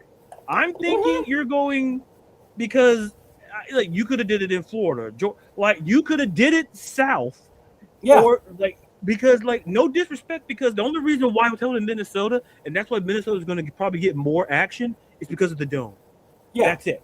Oh, It's and because like I said, I loved it. I right. loved the ambiance. I loved the bigness. Yeah, it was because Yeah. it reminded me of Allegiant Stadium a bit when they Yeah. held summer. It gave me that vibe where it's like when you do it in a football stadium, because it's different. It's much easier to do it in a stadium than to do it in a football stadium, to do it in a baseball stadium. Oh God, Because yes, yes. So, oh, you're so right on that. because most of them, some of them are majority open. Not many have the closed, So if you wanted to do one, say in Atlanta, or if you wanted to do one, like you have to be weather, and that's why the year when they held WrestleMania out in San Francisco, it worked. Luckily because of the weather, because Yeah, there was yeah. nothing protecting. But that one, but when rain came along in the forecast, and we saw Samoa Joe in a poncho, and when I looked at his face, and I'm like, oh, he's not gonna be at the company long, and he wasn't. God, He was, God, God bless Samoa Joe. God bless him. yeah. That man. God. Hey, let's a rain delay during You Summerslam. put Samoa Joe in a poncho. Someone should have looked at Vince and Hulk and just said, "What the fuck is going on here?" I mean, get the fuck out of here with I've that. heard of, All right. I've heard of rain delays during ball games, as you know, but like we have a rain delay In wrestling. Biggest. Yeah, There comes look. the ring is too wet. It rope is slippery. I was not upset with it. I understood. Okay, I thought it was hilarious because yeah, I of did rain too. delay. Hold on.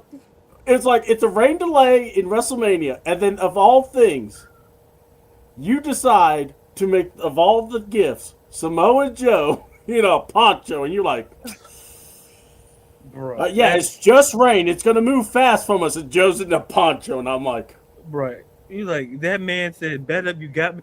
He gave me the same vibe that I felt when they put Macho Man on commentary. Like, I want to wrestle, but no, they got me out here doing this.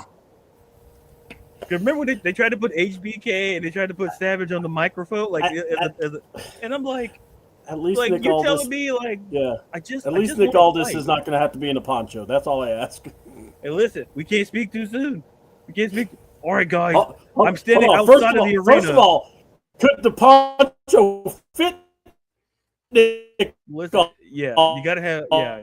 Listen, you gotta measure out the shoulders before you do that. That's very true. Saw how big that boy is, man. He's like, he was ripped. Yeah, those suits were one thing. Ponchos are another. That man's got. Oh my god! Got the pecs. He's got what? Got the why is Sami Zayn on my television? Arms. I'm like, like Jesus. Built like a tank. Sorry, guys. All right, there we go. Well, I don't know what's going on. There we go. All right, good. We're back. There we go. I never left. I see you now. What are you talking about? I never left. Can you talk? I didn't go anywhere. No, I don't know what happened. It's just the things. You know how when the computer, it's like the little wheels. Yeah. Spin. All right, 30-minute match, and obviously this should have been the match that people wanted to see. It should have been the main event in my eyes. The WWE title should not be moved to the semi unless you got something majorly planned that's going to be where everyone's going to talk about. Because I really will say, I know normally I just throw it to you first, but I'm sorry. So I get why this was the main event, or this was a semi, and Brock and Oba was the main. But overall, the match, Randy Orton shows up. What did you think about the match? Or just give me your thoughts on the title match, and I'll give you mine.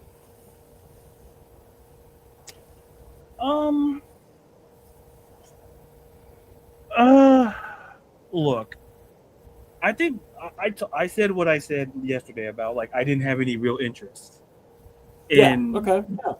But what I will say is that it's because you have to manage expectations. Yeah. I agree. And people went because if you go, oh man, Cody and Punk, they're gonna tear the roof off of that retractable stadium. Like and then you get disappointed when they don't. Me, I'm like, you got to keep it like Switzerland. You got to keep it down the middle. All right, you'd be like, okay, it could be great. But what I did enjoy, Mm-hmm. what I did enjoy was that, we got Randall Keith Orton. Okay. And somewhere along the road, we're going to get Kevin Owens back.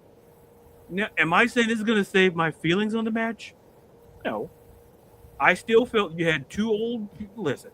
Oh, you're being aged. Listen, they're not much older than I am. I'm 38. Yeah. And listen, I'm just a year younger than Nick Aldis. That's right. And I'm like, Jesus Christ, I did something wrong. And listen, that Popeyes, I'm telling you, when you see that, listen, you're like, I don't know. And that coupon, that 12-piece for, like $20. You're like, listen, you may have to buy the size, but listen, but like size be damned, you're gonna get that 12-piece. You gotta share it, obviously. And then if they sell a 3-piece too, like listen, if there's a Popeyes coupon. So good on Nick Aldis coming from, across the pond. They don't have stuff like that. But like he stayed away from the bangers and mash and the fish and chips. Good for him. But what I will say is this. Is that now I'm to the same question that you had about Liv Morgan. It's the same question I have now with this whole Punk thing. What's next?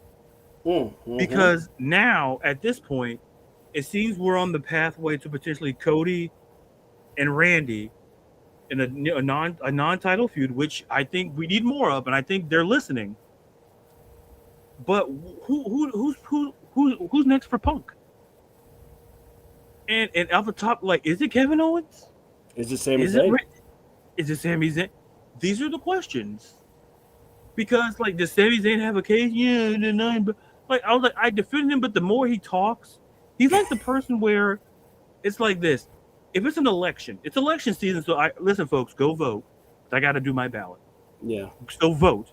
But here's the thing: he's the type of guy who, like, oh man, I'm gonna vote for him, and then he starts talking, and you're like, man, he's following the Triple H model. It's like if you just be quiet, because like back in the day, it used to be like, oh, tell women to be pretty. No, I want to tell some of these dudes out here, just shut up and be pretty. Just shut up. Just shut up. Because it's like, because I want more women talking. They should be talking more. Hey, some of you dudes out there, just be like this. I go just like this. I go, shh. Just look pretty. Be pretty. Yeah, like this. Hey, but shh. My little buttercup. Shh. That's all Papa Cody said. Shut up, my Canadian maple leaf. Listen. Hey. Get some poutine. We'll get you. Hey, shh. That's how I feel about Sami Zayn. Is where if he be quiet, I would feel better. But when he talks, it's whiny, and I like Sami. I really do. But it's like, okay, you had your belt for 9 days. It's like, listen, I have your back. Like, I'm like, when you start opening your mouth, I just get very disinterested very fast. I'm like, it's like, hey. It's like, here's the thing. I believe, listen, because we used to tell women, to be quiet. I want them to talk more. I want people like Sami Zayn. I would like the whole Cody and Punk. Listen, the whole Cody, like, I want to do this the whole time. Shh.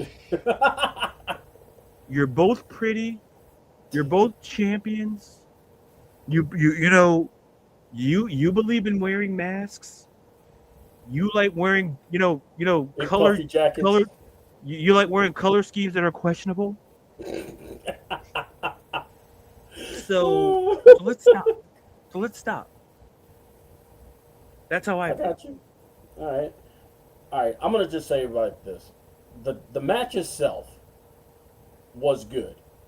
I like the match. I will say was an old school type of title match. I like it. Working the arm, working the leg, selling a lot of good stuff. Um, Punk should never do a moonsault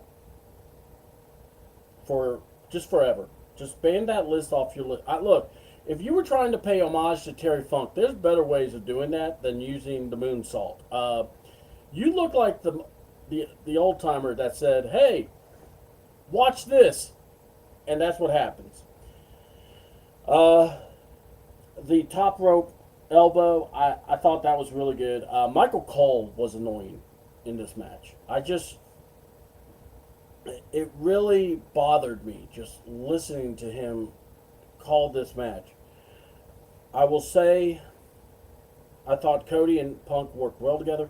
The problem I have for the lack of build that you gave this match, and we it got this, and it should have been more. It should have been a little better, or at least the build to it should have been better. I think Punk and Cody are really good wrestlers. I really do. It's obvious that Cody needs to go bad or needs to go heel. You got to do something to fix the problem. But this is where I go back to my original point. The problem isn't Cody. The problem isn't Punk. The problem isn't with a lot of these guys. It's creative. The question: who is the heel? Who is the face? We don't have that answer. So for Triple H to say we need to put the passion into that, I say go F yourself, or it's past 7 seconds. Go fuck yourself, because what you gave us was bullcrap. I I mean, Randy Orton coming in, that just told. What pissed me off was Randy Orton coming in told me they're going to keep pushing Cody as a face. Yeah. If KO would have came in, that would have told me we're gonna start pushing Cody to the dark side. Right. We're going to start, putting feelers out there. Yeah. Yeah. Okay. So you said something great. What's next? Well, this is also how I feel too. So what's next with Cody and Randy? We're gonna do a feud. Let me ask you. You guys gonna talk about Pat McAfee? You know, the guy that ruined WrestleMania? And yes, he ruined WrestleMania with TKO's involvement and Triple H involvement. So yeah, I'm bringing that up because it is their monkey. They screwed it up. And that's an unforgivable sin. Why is it so unforgivable? Because Randy's coming back, and I don't care that he's feuding with Cody. Yeah. Because all I see is that freaking WrestleMania build. And that's Triple H. That is creative. That's everyone's fault. This match was okay. We're probably going to get a rematch. Is Cody Yep. going to be heel then? And I'm going to say this again. Hey, Hunter, you said it should be about face and heel.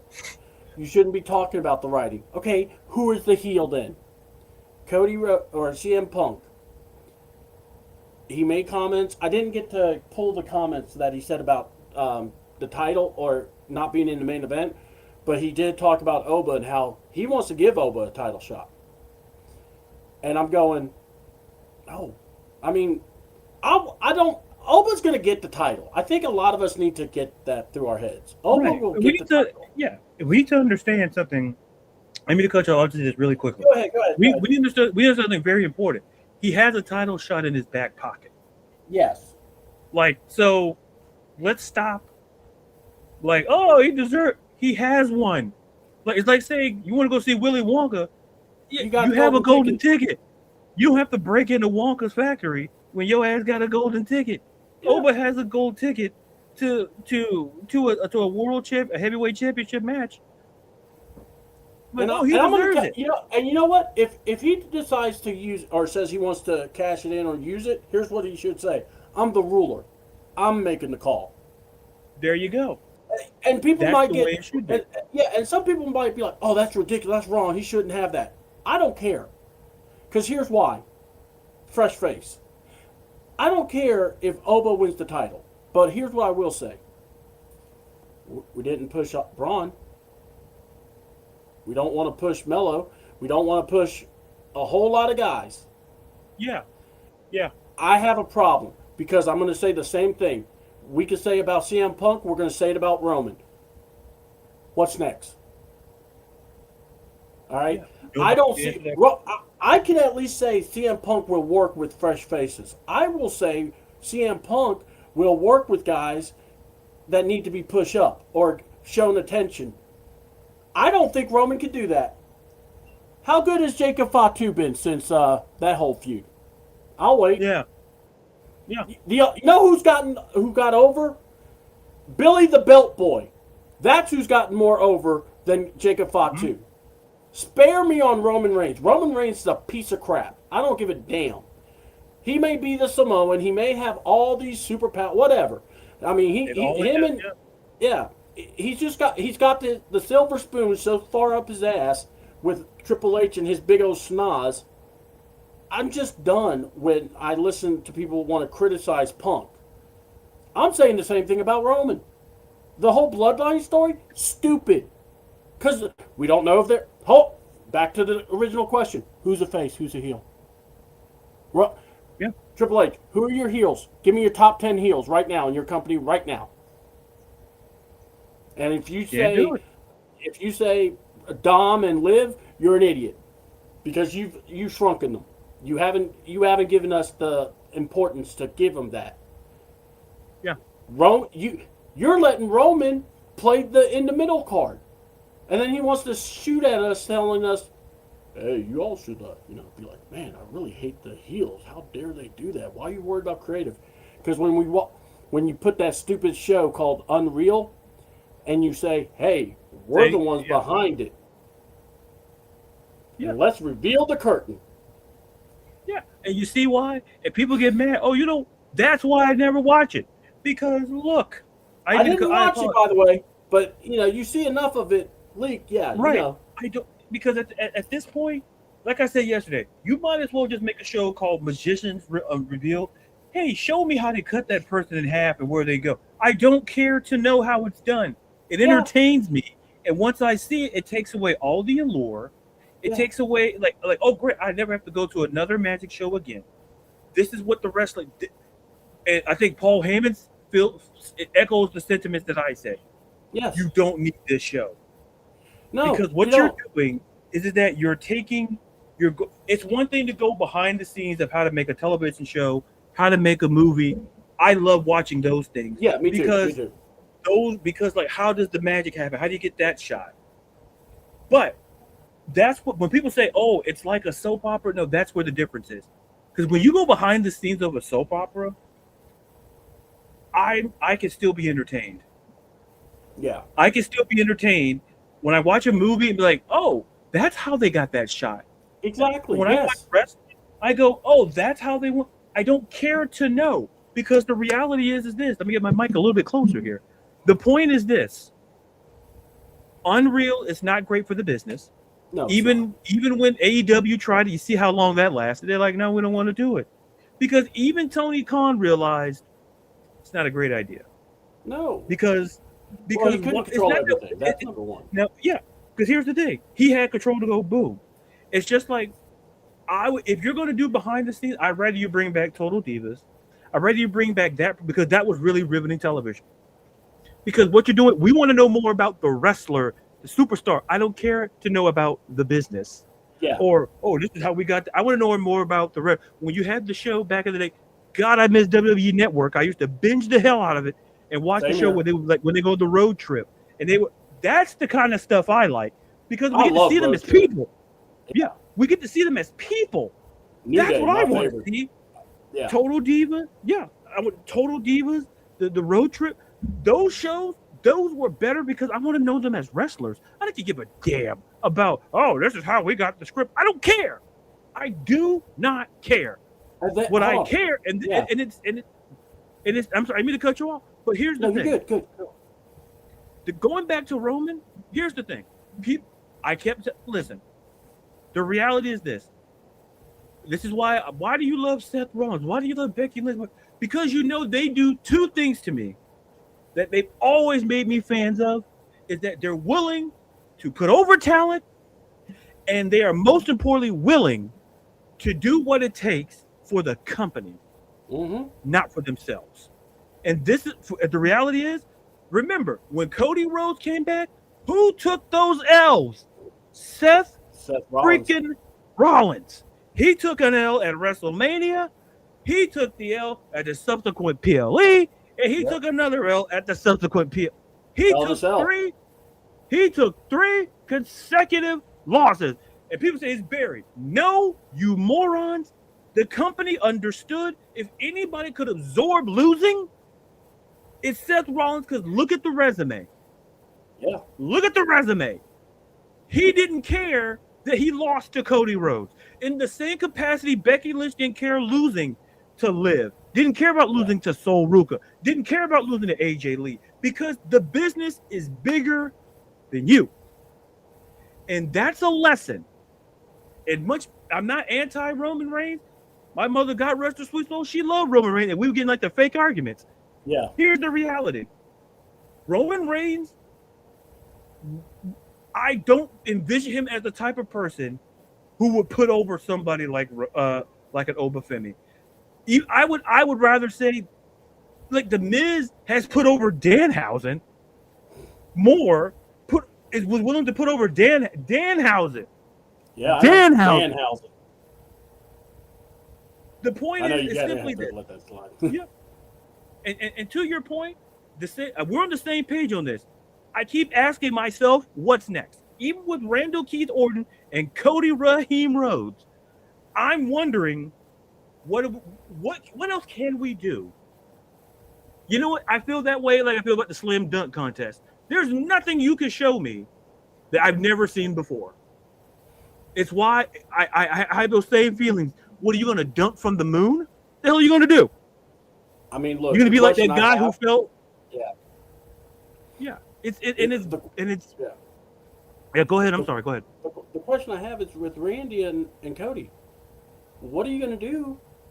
Because apparently whatever you did for WrestleMania build wasn't good enough. They had to bring in fucking Pat McAfee. Right, and nobody. And now there's no belt either. By the way, that's another thing to think about. So now you're out there exposed. You out there like a Jimmy Lake defense. You out there exposed. Mm-hmm. You out there exposed and covered. You out there exposed running cover 2, and your ass is getting thrown dink and dunks. Oh my God, these guys are fast. Yeah, so you play close. Oh my God, they're going past us. You're exposed. You don't. If you had to bring in Pat McAfee, and that didn't work, who do you think bringing in Kevin Owens is going to help? And I like Kevin Owens. Yeah. I mean, and not just that, but here's another good question. Was that on the talent or was that on creative? Yeah. And people have to, and people have to understand the difference. I hate to cut you off, but that's the point. You hit the nail on the head. Yeah. Wrestling fans, oh, look, I'm watching Joe Test. That's a clean-ass suit, Joe. But anyway, the point is this. That's a clean-ass suit. But anyway. Man, Joe Testator's a pimp daddy. That's all I got to say. But it's a clean suit. That's not ESPN money. That's WWE money. Two different types of monies. Hey, that man has all the money. Let's keep it real. Yeah, he's like, hey, what are we doing? Yeah, we're calling college football here. We're here in the SEC. We're here in Texas. But let me tell you something. But you know what will always carry with me? Look at this. He had like a big WWE chain. I'm like, hey, Jesse Palmer. Hey, I know you didn't win a ring in your life, but this is what bling looks like. He's like, what do you mean they're not partners anymore? But anyway, sidetrack. But the point, I'm gonna wrap up with this saying this point. Yeah. At this particular point, this is why I said yesterday I was not interested in Punk versus Rhodes, because it didn't matter. It was superfluous to who was going to win, because I would have been asking the very same question that I'm asking today. What's next? Yeah. Because because you bring back Randy. I love Randy. But if you had to bring in Pat Punter McAfee into the fray at WrestleMania, and that didn't work. So if Pat McAfee's doesn't work, because TKO has shown the proclivity to start using celebrities, like how they used Ryan Garcia during that Man, we Dan don't want that. like here's the thing, they want to bring in these celebrities, and it's not working, it's not clicking. Because there's a point in time where you would bring them in and it would work. Like when you bring in Bad Bunny, that worked the hell out of that in Backlash in Puerto Oh man, Rico. that Bad Bunny. Even Yeah, when they the had Bad Stephen Bunny. Amell, when they brought Mel him works in, good. Yeah. worked. Cody Rhodes and him. And I think something that gets underrated is that when they had Maria Menounos come in, that worked. Yeah. Why bringing in celebrities doesn't work now is because the company, the umbrella it's under. And I go back to say, the vindication, people may not like Sasha Banks for saying no name, but she was right. Because she kind of foresaw a lot of what we're seeing happening now. Mm-hmm. It's where you don't care, like the women's tag belts. She knew then that they didn't care. And even now, like even when you thought you had a talented women's division, you wasted it. And now, okay, you have all these talented women, but no natural tag teams. Outside of Fatal Influence, name me a natural tag team. Because you had to form Charlotte and Alexa. Mm-hmm. You had to form Nia and Lash. But Fatal Influence has been a team we're a team a lot longer down in NXT. And when at that time you had the Iconics and you did nothing. They're going to be the women's tag team champions for a long time because because they have nothing. I'm sorry, I get upset. They have nothing. It's like, what's behind the curtain? Yeah, it's like, I mean, look, the tag team titles. Go ahead and just unite them, unify the tag titles. Yeah, have them because stop with the bull crap of two separate tag titles. Oh yeah, Raw and SmackDown tag team champions. No, because if the women's have to do this, if the women's have to travel around the freaking brands, why the hell the men can't either? To be honest, if I'm a male, I want that. I want to be on two shows. I want to go to different. You want to go to NXT. You want to pop up on a Raw and a SmackDown. Get like people like, oh, bring in the draft. No, what you need to do, unify them belts, because. Hold on, you got muted, or your mic is kicking again. Help him out there. Your mic. Okay. Hello, can you hear me? Yeah, I can hear you now. Sorry, I got past it. I knocked my mic out. Sorry. But I'm gonna end it like this. To circle back to Cody and Punk, I was not interested, and I said that yesterday, because if I had to keep asking what's next, that's not only that's a TKO problem, that's a Hunter problem, and for fans, it's a problem because if you can't tell us who's who, and we have to guess, then you have to deal with it. Just like when Charlotte got booed at Cleveland, she was trying to be a face, but you know what we did? We booed her like a heel, because you know what? It was not defined what she was. The writing was not defined enough for us to tell the story. So if we have to do it, then we have to. So we can end that and talk about night 2 and whatever we want to do. Yeah. Oba versus Brock, Hell in a Cell. Here's what I'm going to say. My impressions, I'm going to let you speak to. But that really was... Okay. I saw what time it was. And I'm saying to myself, this is going to be bad. Because I don't see them doing a 20-minute, 25-minute Hell in a Cell. The cage wasn't even brought down all the way at the time. They finally bring it down, and honestly, they instead of Hell in a Cell, they should have named it Play in the Playpen. Because this wasn't a Hell in a Cell match. The match itself, you had your table spot. You have your, you had the tables. You had sponsored chairs, mind you. Sponsored chairs, Wingstop chairs. Okay? Dear God.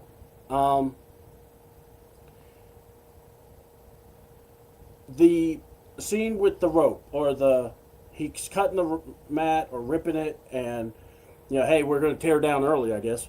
Got the wood exposed. You did the tombstone pile driver. Look, first off, this match was about doing the right thing.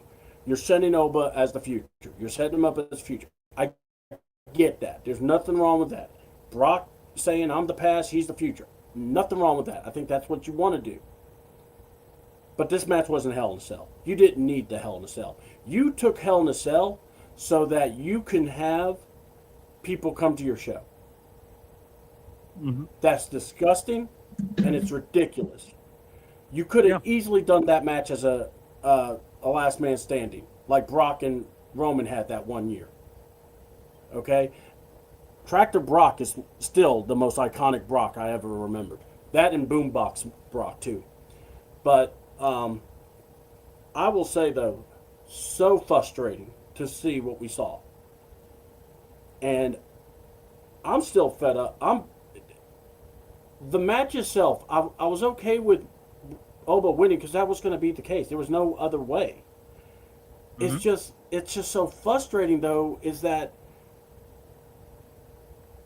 you say Hell in a Cell. CM Punk and Drew McIntyre was Hell in a Cell. Cody versus Seth Rollins, when Cody had a ripped nipple with one boobie, was a great Hell in a Cell match. All right, I know there's been other matches that have sucked, and I will say this is a mid match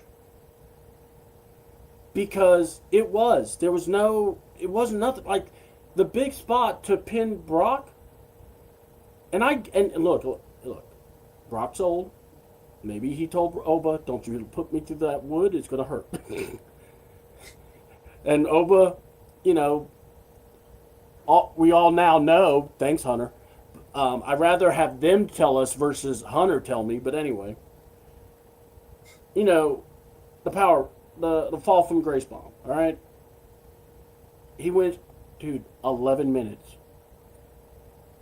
Hell in a Cell was 11 minutes.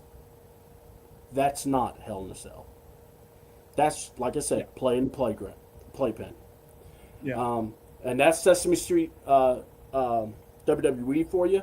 But like I said, they did the right thing by us seeing Oba getting really, because Brock saying that was something in his. Oh, you're right, Joe Test. The suit is on point, my man. Big E's wearing all white. I like that. I mean, I think Joe Test and Big E got together and they're like, you know what we got to do. Yeah. It's like, yeah, you know what we got to do. Corey and Peter missed the meeting, but you know who stayed in? Big E got under. Look at that suit. Look at the cream color. Listen, let me just say this. Let me tell you something. See, people y'all knocked Barack Obama for wearing that cream colored tan suit. Look at it. Vindication. I said, listen, if it's good enough for the leader of the free world, it's good enough for Joe. Look at, we're bringing out the footage. We're bringing out Trick Williams. Look at that. I mean, that's great we're seeing Trick, but I'd rather see Joe in the suit, man. Joe had that suit game, man. What year did Trick play? They must be really pissed off at Tennessee, and because they drew a lot of Tennessee. Man. You notice that's a lot. That's the only time we saw Trick doing stuff. Yeah. Man, that's when Tennessee was down bad, too. I wonder if his quarterback was Steven Garcia, because that was the only quarterback worth a damn in South Carolina back in the day. Yeah. All right. They got Ladarius Sellers. We'll see. Well, go ahead. What do you got? What do you got for your take on? Well, first of all, Darius Rucker, the name Darius is a great name. Yes, Ladarius and Darius. Yes. Now, I know you can sing the national anthem, my guy, but if you can sing, if you can sing that, and if you can sing "Let Her Cry," that'd be great. No request. You don't have to do it. He could also sing "Wagon Wheel." I also like some of his other stuff. Like a wagon wheel. Rock. Yeah. You did. Yeah. Cody. Listen, Corey. You don't know Corey. No. No. Hold on. I have it on mute, people, so I can't even listen to him because I have a rule. Top 10. What? Hold on. If Peter Rosenberg is on my screen, it's an automatic mute. Why do we got to bring that up? That hurts me. Let's see it again. That's bad. I saved my girl. I saved my girl though. That And night what you was- didn't see was see them sneak. There you go. It's the bad guy. Hey, it's the bad guy. Hey, You want to talk about back one in of the that- great ladder oh, matches? This was my favorite. One of my favorite ladder This- matches. Number 9, man. I'm trying to think of 8 other better ones, but that one was, yeah. One of the best parts in that match was that Gorilla Monsoon said, "Don't use the ladder as a weapon" or something like that. Yeah. That was a You very listen to good him? one. Yeah. Yeah, when Doofus' son-in-law actually had some balls, but he was listening to Yeah, Daddy. good job. Yeah. Oh, take it. Yeah. And we had a Kevin Nash sighting. Yeah. Oh, that was a very Greatest- good one, actually. Him and his Yeah. colored hair.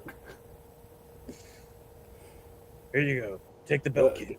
All right, so that's the Oh, 98 bro. Highway to Hell, Undertaker and Stone Cold match. 2000 That was a good Oh one. my God, 2002. I started Yeah. high school then.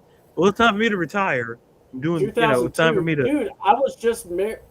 Or no, I didn't. I need to get collect- married. Oh, here we go. I Here we did get go. married. I did get married. 2002. Yeah, we got the. Oh, yeah. Here we go. Oh, Becky okay, I don't like Lynch. the way.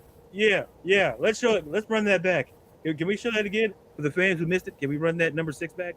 Screw you guys. We run number mean 5 number back. five? You know what? Because I was Whatever. about to say, wait a minute, number 6. That was Listen, the way they got the numbers is very. Oh yeah. Number Yeah, three. look at your boy. Number 4. Look at your Yeah, boy. I like, hold on. Look at your Best boy, part number of this 4. match, Seth Rollins. Look at that. I so loved it. I did not like that they hoaxed everybody, but anyway, one of my favorite Intercontinental title matches. Yeah. I remember seeing this as a kid, or not a kid, I was a teenager, but still, you get the point. Davey Boy, and the best part of that match. Hold on, the best part of that match was when Davey Boy looked over at what's his name, Bret Hart, and said, "Cody, I forgot what we're supposed to do. Fuck."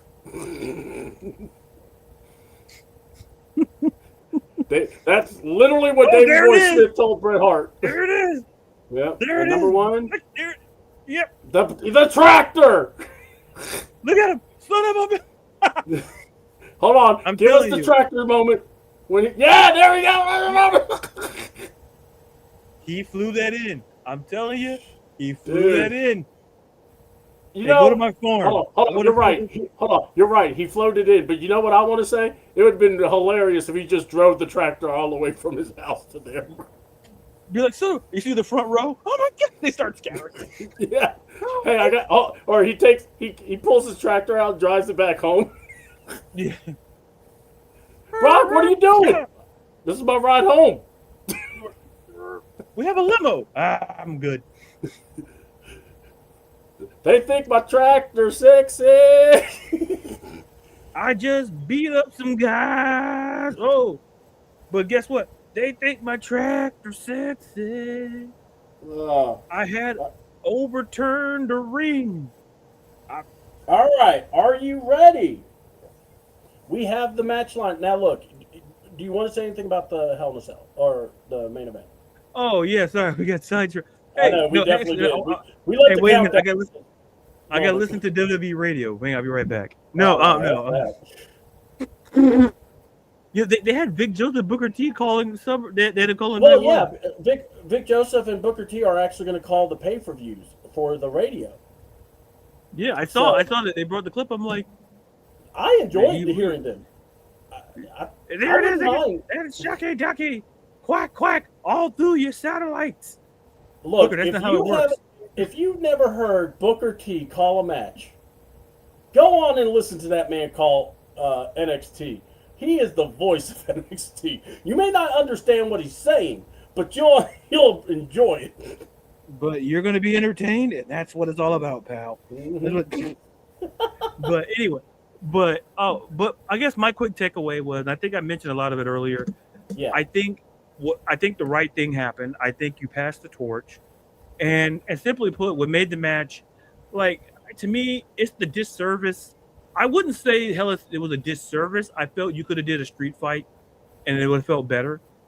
Because I think of Hell in a Cell, I think of like hatred, I think of like vitriol, I conjure up like Undertaker, like I think of those type of matches where I'm like, you don't like the other person so much. I don't think that's the sort of thing I got the vibe from this match. I think that you could have did a regular match, but I get it. SummerSlam, you have to put like an added incentive. But I would have heard a street fight, and I'd been okay with it because Yeah, essentially that was a street fight. You could have had yeah. the weapons and had it, because that cage takes a lot of time, but it was a waste of a Hell in a Cell match. So I mean, I'm glad if I'm glad the anything, right person won, and then but like the it's like you didn't need the cage, you didn't need Hell in a Cell. you didn't need Hell in a Cell because think about it this way: all Hell in a Cell was fuller for them not to have to worry about making Brock and Oba wrestle longer, or Brock, because Oba could wrestle. I mean, Oba can be in a main event matches and be for a while. Mm-hmm. So that's where I'm at with that. All right. So look, I got the match card. This is projected. So I believe this is what is in store for us. First match: Sami Zayn versus Finn Balor. So and I love saying it like that because it's proper. Oh, by the way, if you've seen it, there is an image of Seth Rollins walking into the arena with a Shield mask on. I like it. I told him to do it. I'm like, Yeah. hey, I mean, show these I'm people not in gonna, show them folks in Minnesota what you're all about. you know what? Look, I would not be angry if we got another Shield entrance gear. Take me So, back to Minnesota. all Take me right. Then the next match for the U.S. title: Trick Williams versus Mello. Oh, I'm sorry. He's not allowed to be at SummerSlam.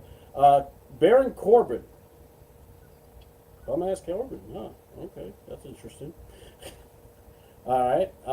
The women's ladder match is the third match.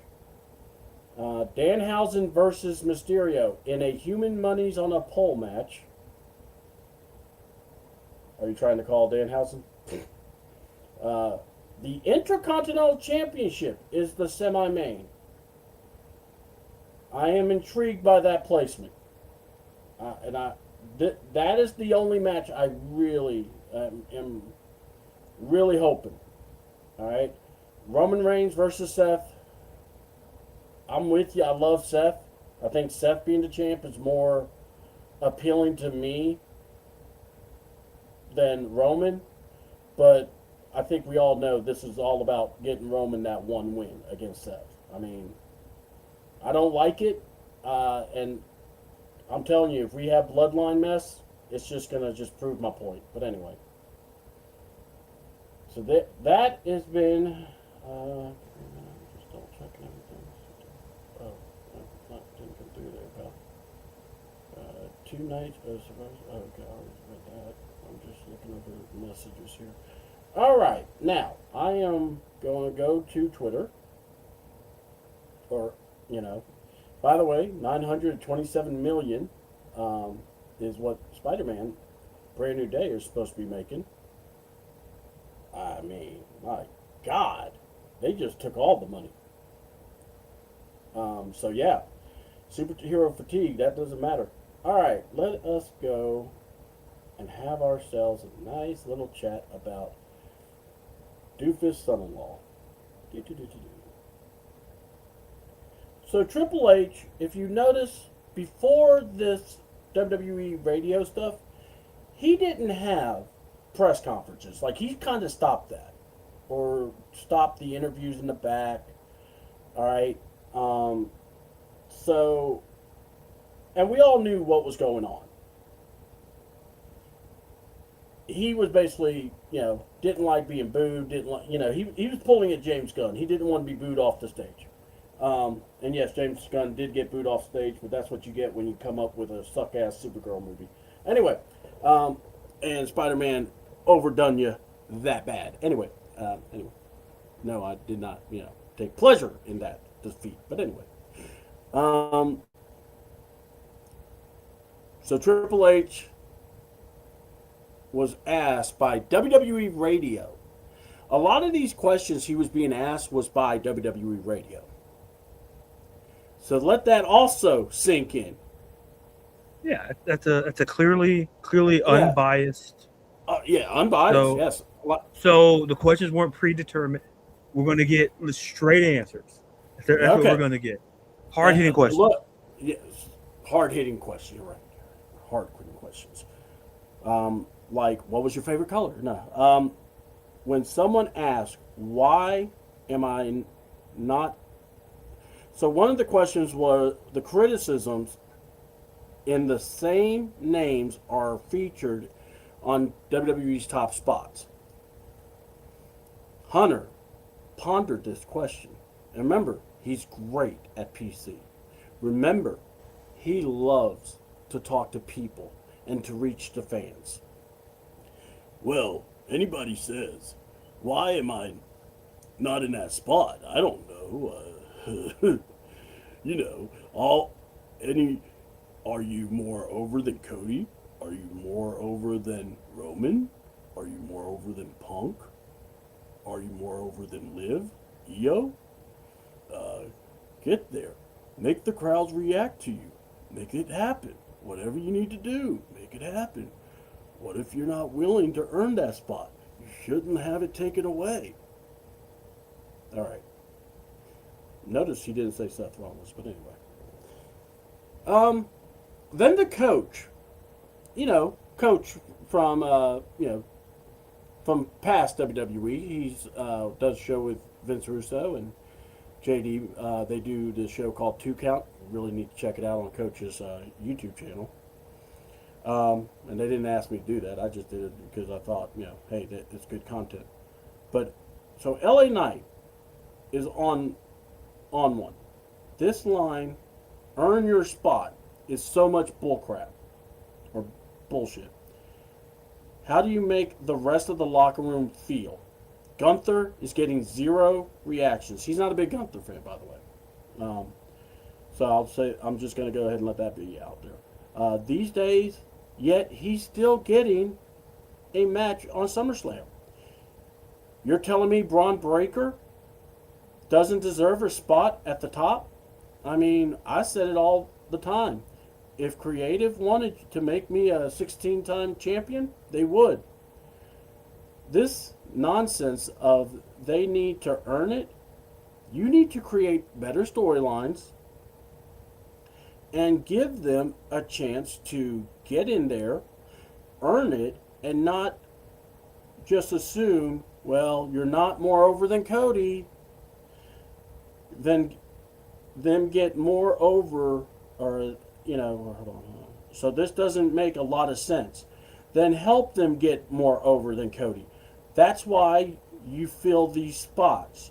You've got over now. I need 2 or 3 more young guys in their 20s. So that's Coachman said that. I like that comment, by the way. It's funny. People go, oh, but you failed in WWE. He worked in WWE for a long time. He worked in the ESPN. He wasn't stupid. So, another one, and it plays the same one, but I like this one. Are you more over than Cody? Are you more over than Roman? Are you more over than Punk? More over than Liv? Triple H on talent who thinks they should be in a certain spot. What about Chelsea Green? What about LA Knight? I mean, you bald fraud is what I would call him. And I also look at it and I go, Triple H is the death of WWE. And this is what I was going to go to. This is my main point. You know how we talked about Sami Zayn? The more you talk, the more I'm done with you. Triple H is in that too. He comes off and he's trying to tell you these guys are you more over than these guys? Who writes the show? Who's the face? Who's the heel? You want me to hate the heels? Who are the heels? Tell me, I'm begging you. Who's the face? To be honest, Trick Williams should be a heel, but he's been cheered. There is no presentation that makes you go, oh man, this guy's a heel. I don't like him. Baron Corbin, who just got here, and I like Baron. I like the fact that he came back the way he did. should not already have a U.S. title match when there's Melo. And I love that Melo posted a picture of Steph Curry sitting on the bench. That should tell you how he feels. Triple H is an idiot. Creative has no idea what they're doing. And you're telling me as a WWE fan to watch the show, have fun, and don't look at creative. Look at those dastardly heels and the superhero faces. Okay. I'll do that. Who's the faces? Who's the heels? If you could tell me that, if you could write a story, I'll do it. Oh, you have it. You can't. Triple H can't create. He got lucky that he had the talent he had. Now it's getting to the point, and it's affected because SummerSlam, that arena's half full. There's tarps that are being hidden, and the cameras, they never even mentioned what the attendance was. I watched. Did you hear them say how many? Stephanie no, come out. No, that's my recollection. I heard Michael Cole say capacity crowd. Yeah, That's like, hey guys, we got a happy crowd here. Don't ask how many. So yeah, that's how I feel. I think Trick. I like Trick. I have nothing. It's nothing against Trick. I like little Yachty, but what I'm saying is, if you're telling me faces, heels, but you can't tell me who's what, you don't do your job then. And yeah, creative is going to have the problem because we all know it's not any good idea to look at everyone and go F this, or it's all Rhea's fault, it's all Cody's fault, it's all Punk's fault, it's Roman's fault. It's not their fault. It's the Wizard of Oz scene where the dog pulls the curtain and we see Triple H and the creative team. Why? Unreal said so. Go back to the scene where him, Road Dogg, and whoever was talking about Chelsea Green and Julia. It's out there. I didn't watch it because I didn't want to get pissed off because I was going to get pissed off. Because I love Chelsea Green. She's worked her ass off. You tell me, does she not deserve an opportunity? yeah. I mean, I'll go. I don't have to go to a long speech, but what I will say is this: we've advocated, and it makes sense. And I've said this on the show, and I'll say it again. She puts the E in WWE. She's entertaining, and not only is she entertaining, she gets it done in the ring. When she had that spot and she went through the table, she's willing to do what it takes. She's taking pies in the face, dumpster, whatever. You're like, oh, that's not, you're getting buried. She saw that as an opportunity because she's on television. And television time is precious. And she did not waste a single moment of it. And while people say, oh, well, she had to do all these things. No, she was on television. You know who's not on television? There's a lot of people in the back who aren't on television. Because I'm not saying they're not willing to do those things. But my point is that Chelsea Green comes in there, experienced. She understands how this works. She knows that, yeah. I like what you just said about that because it's nothing that she's not doing what everyone else should. She knows. I've been here.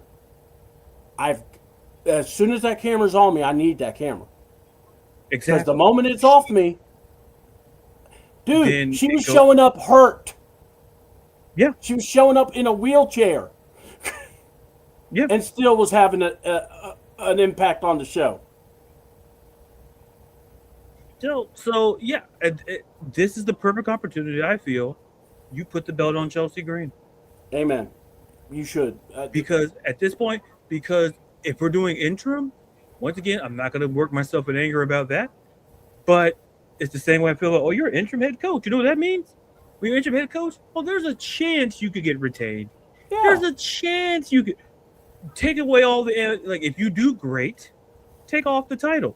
But now you put it on beforehand, like that's a different conversation. My point is that if you want to go in the direction that you're going, what we talked about earlier, where you need that Chelsea Green out of everyone in this match, I like.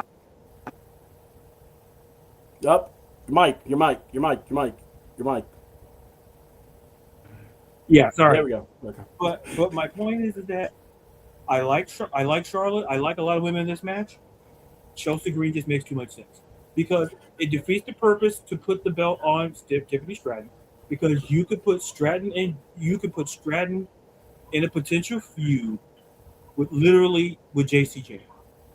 Other people in that division who would benefit from a United States Championship. I argue that you put the belt on Chelsea Green, you can get Julia. You're gonna get Rhea down the road, but you get these opportunities. Chelsea Green has understood the assignment the minute she got back into this company, and what she's had to navigate. Like, think about it. She lost two people. She lost two friends. They weren't just, a team of friends. Alba Fyre was, Kaylee Ray was released. Her friend Piper Niven, the potential career-ending neck injury. She had to find a way to navigate and own it, and she did. And at the end of the day, the gimmick still works. She's still willing to do what it takes. And like they tease something with, maybe something with Tiffany. No, put the belt on her. Put the belt on Chelsea Green. I don't care if it's for 4 months. I don't care if it's for 4 weeks. I don't care. Put the belt on Chelsea Green, and you're going to see that belt exposed everywhere. And we talked about this with social media. You're going to see that belt exposed everywhere. Eyes will be on that belt because eyes have always been on Chelsea Green. I don't need to look at the numbers to know that Chelsea Green is one of the most followed superstars on social media. I don't need the numbers in front of me because I follow and I see the impressions and I see. And it's not just because of that. It's because she has the talent to back it up. The problem is this area, you have to discern between those who have the talent and those who have the social media presence, because usually one will have the other. Chelsea Green has both. And I think, and she has the charisma, put the belt on her. If you want to put it on Charlotte, fine. I won't be upset, but Chelsea Green is back. Because by the way, real quick. Who's saying she can't? What was it? She can't win. She can't come out and have the title like Chelsea wins it, and then she defends the belt and loses it to Blake Monroe or something like that. I mean, it can be done because you have room to work with until Rhea's back. Yeah, you have the opportunity to expose the belt contenders. Like at this point, it just feels like Blake Monroe is getting the Veer Mahan treatment at this point.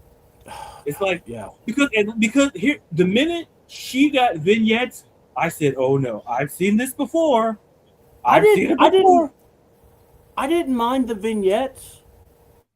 Me either. But once they stopped the vignette, but once they stopped the vignette, she showed up in the UK, and I'm like, "All right, here we go, let's go."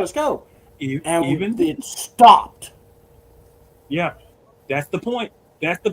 It's the fact that the vignette, I already knew what path we were going down. I'd rather you not giving her no vignettes, her just show up on SmackDown. Because, okay, great, she attacks Julia in the UK.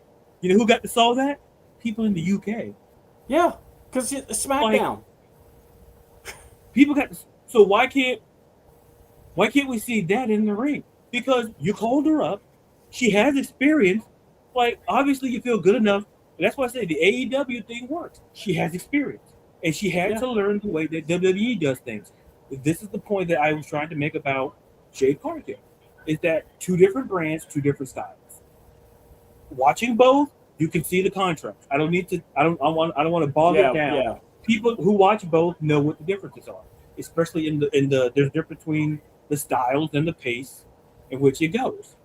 But The point is that you have this opportunity to do something, and like I I agree. mentioned, your two QB1s are down. Like put push JC Jane up to contend with Tiffany Stratton for the U.S. title. Put that belt, put the women's championship on Chelsea Green. Stir some stuff up. You got Charlotte and stir it up Yeah. until they get back. Then by the time they come back, then you have something. By the time Rhea and Bianca, more than likely, maybe Rhea will be back before Bianca. I'm sorry. People are all around this, but don't put the gun on Charlotte. Well, here's the thing. I wouldn't be upset if they put it on Charlotte if they want to go with stability. Charlotte, hold on. Let's also give Charlotte a little credit here. Yeah, It's if you she want to, hasn't been going for the title since WrestleMania and right? of last year. Yeah, that's why I say if you put like you heard me mention, if you put the belt on Charlotte, you heard me say I'm not going to be upset because No, they me want either. stability. If you want stability, because listen, you can go different ways. Like there's certain matches on night two where there's really one way to go, just like the Miz. Like to me, it's Chad Gable or bust. If you don't do that, I love Penta. You can run that back. You can run that back anytime you want, even if Chad Gable would. But using this, you have two options here. You have a 40% chance to get this right. Either Charlotte, one extreme, excuse me, Chelsea Green, another extreme. Put the belt on Chelsea Green to me. If you want to push, you want that belt to be exposed everywhere, you put it on Chelsea Green. Because think about it, when she was U.S. champion, that belt, I was watching her. She had that belt in the UK. She was on programming. Yeah. She everywhere she went, that belt went. You know what that means? More eyes, more people watching the product. That's that's the goal. Chelsea It Green. I is. said this on the show, and I'll say it again. She puts the E in WWE. She understands the entertainment part so well, and she knows how to get it done in the ring. That's what makes sense. Not saying Charlotte doesn't, but if you want to go in this direction and move forward, put the belt on Chelsea Yeah. because she checks the boxes. And my goodness, it's must see TV anytime. It's about that TV time. It's just like in any sport. You want that playing time. All you may need 10 minutes to show what you got to impress the coaches, to impress the scouts. And you have to Yeah. take advantage of the minimal time that you have. And in wrestling, that's television time. Yeah, And and Chelsea we does yeah, that more.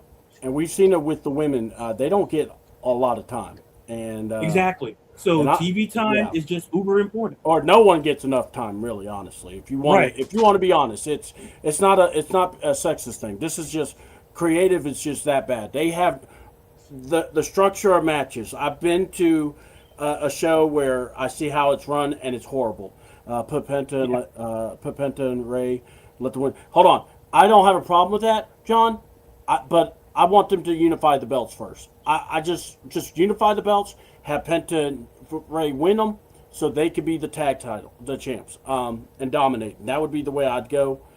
Charlotte would be my pick to win. It would be Chelsea then Charlotte. Yeah. We get a call back to Roman and Seth. I don't care about Roman and Seth. I hate to say it.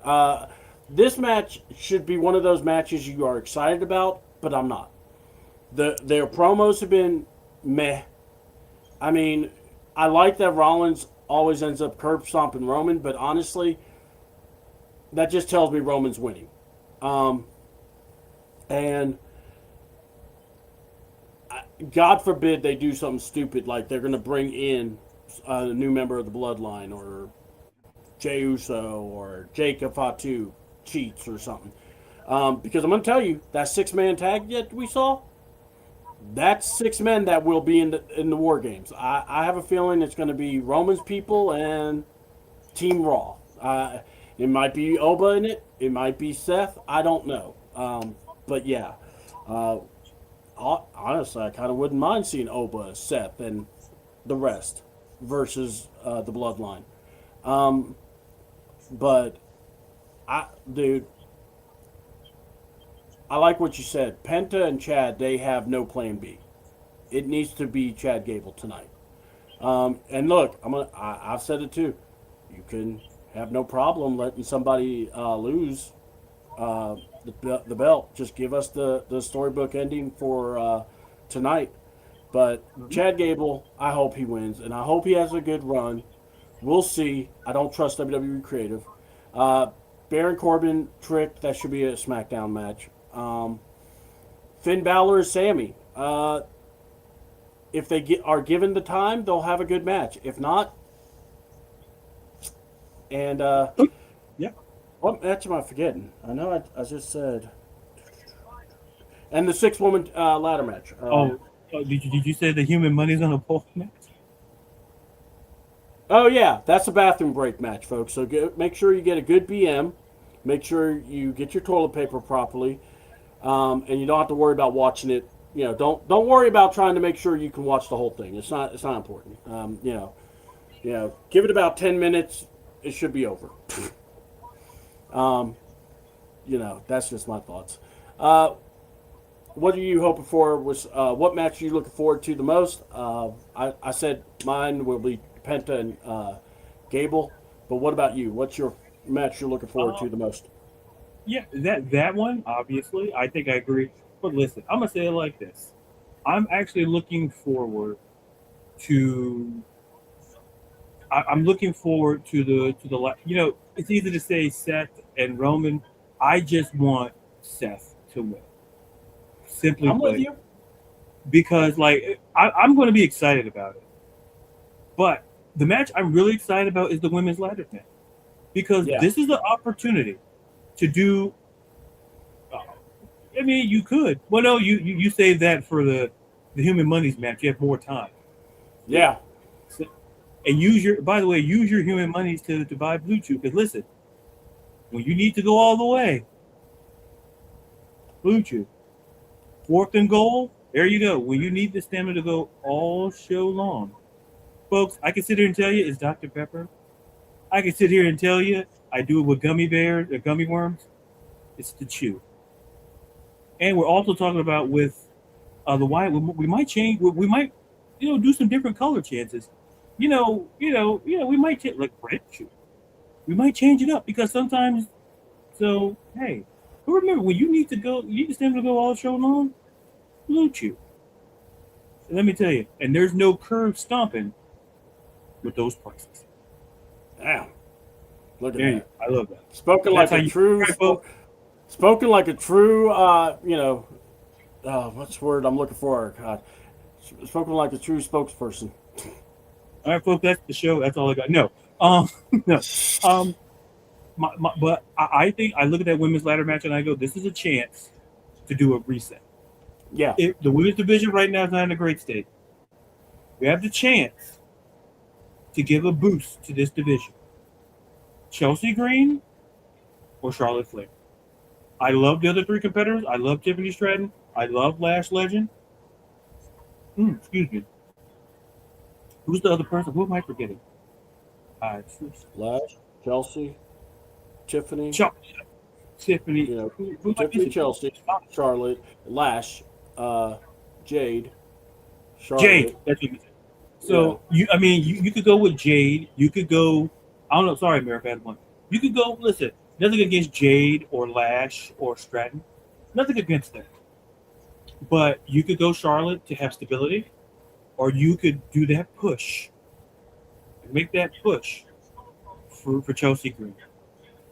And Tiffany Stratton has no business in this match because you're telling me she has to compete in a multi-person match in her hometown. And think about it. Out of the people who are from Minnesota on who's on the card, she's the only one in a multi-person match. yeah, So that to me is the injustice of the situation. You could have had her defend the ladder, against Julia, have her go over, and have her retain, and then you could run back Julia and them on a SmackDown down the road, and Julia wins. But yeah, that's a different conversation for another day. But I think you have a chance to do with this women's interim ladder. You have a chance to make a decision. Those are the two extremes I'm great with. You want stability, or you want listen. We've done it in our lives. We chose safe, but sometimes you want a little risk. And Chelsea's the risk, and she's a great risk. I'm not saying a risk in a negative sense, but you put that belt on Chelsea, my God, endless possibilities. yeah. Endless. Look. So I kind of point to when Zack Ryder won the Intercontinental title in the ladder match at WrestleMania.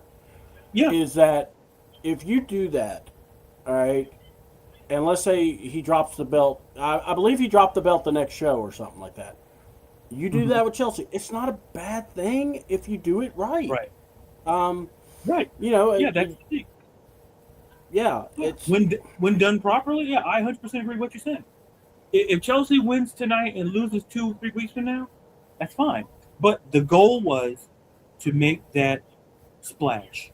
yeah, And if you even if you have Chelsea drop it to Julia, have it to drop it to, I don't care. This is the moment where you can say you can boost this women's division. Your two QB1s are out. Even no Becky Lynch. There's no your what you got. You could have and then have Stratton versus JC down the road. But this is the starting point right here in that ladder match.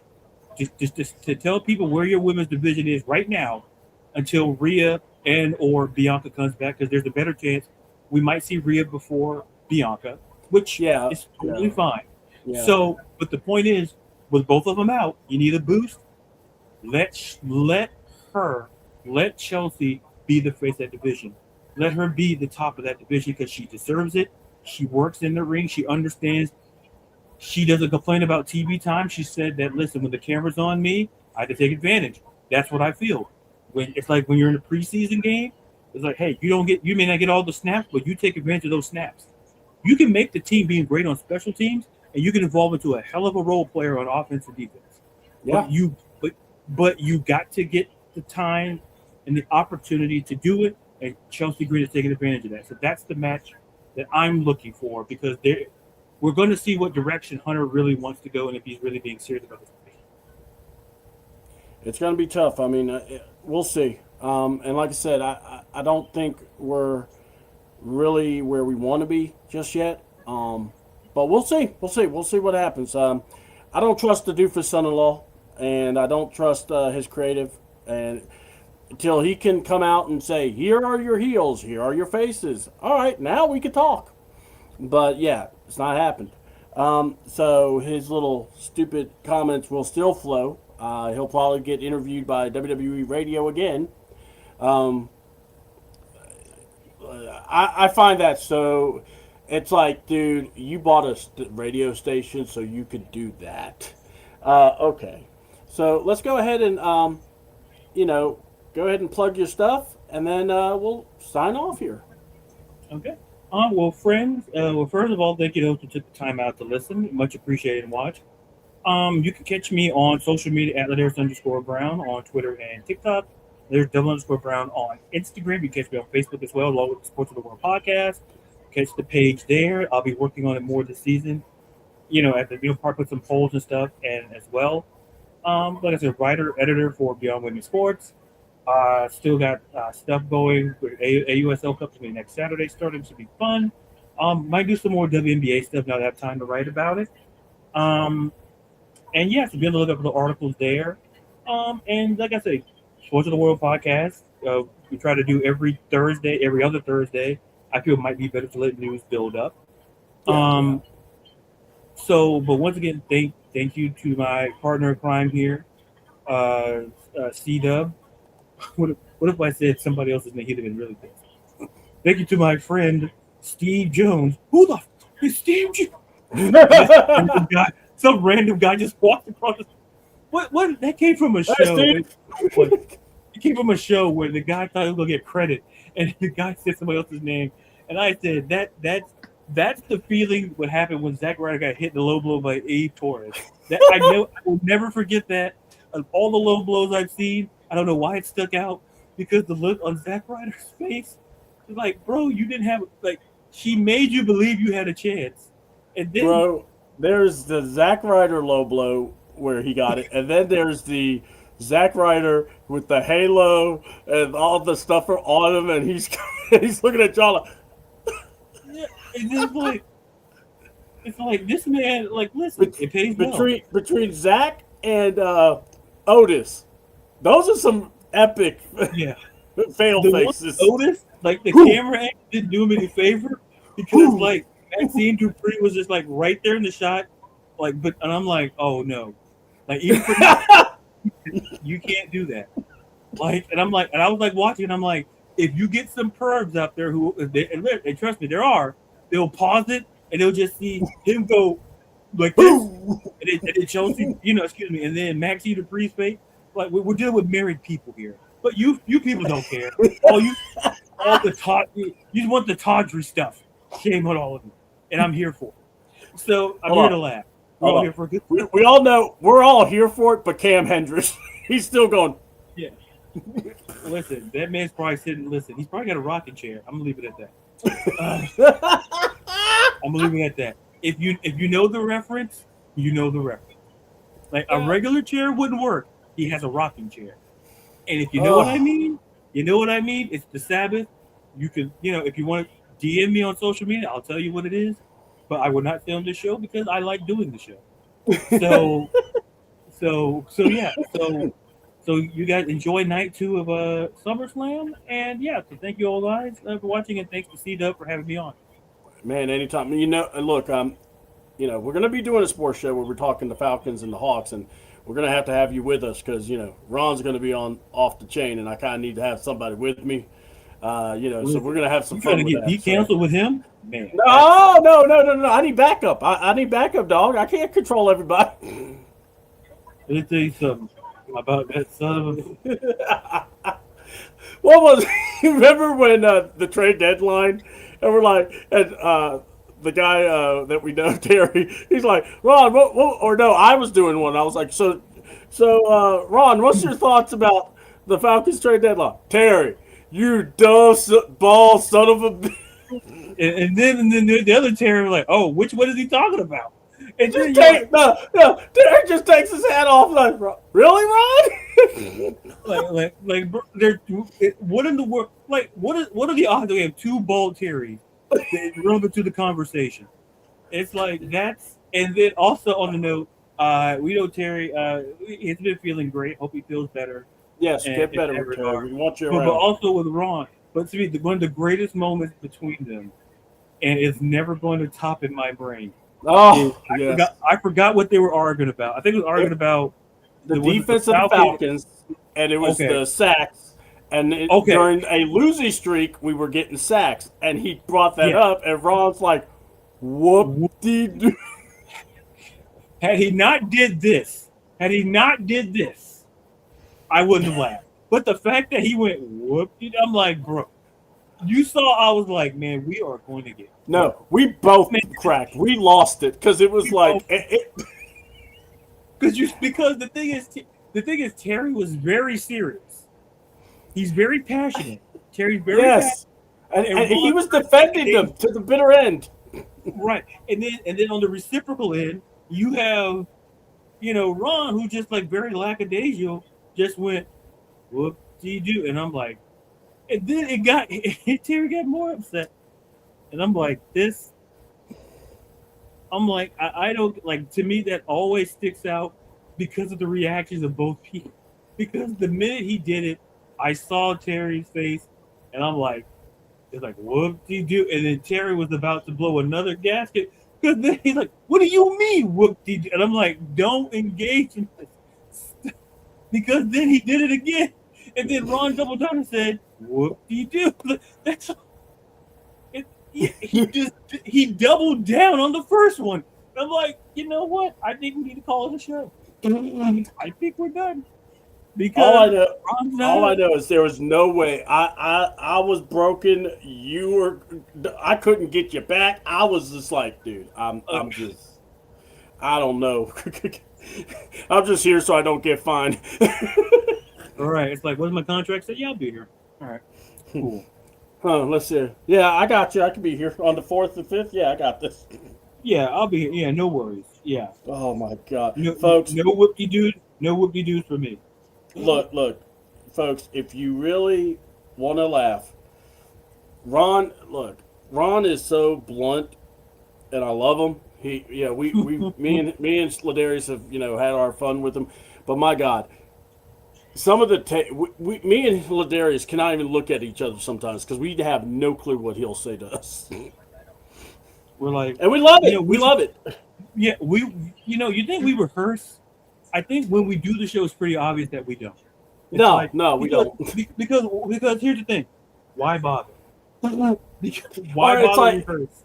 You know, it's funny. It's like, God bless Terry. He was trying to give us like an Structure. outline of things, bring some Yeah. structure, and we really tried. But dear Lord, with our personalities, we just talking.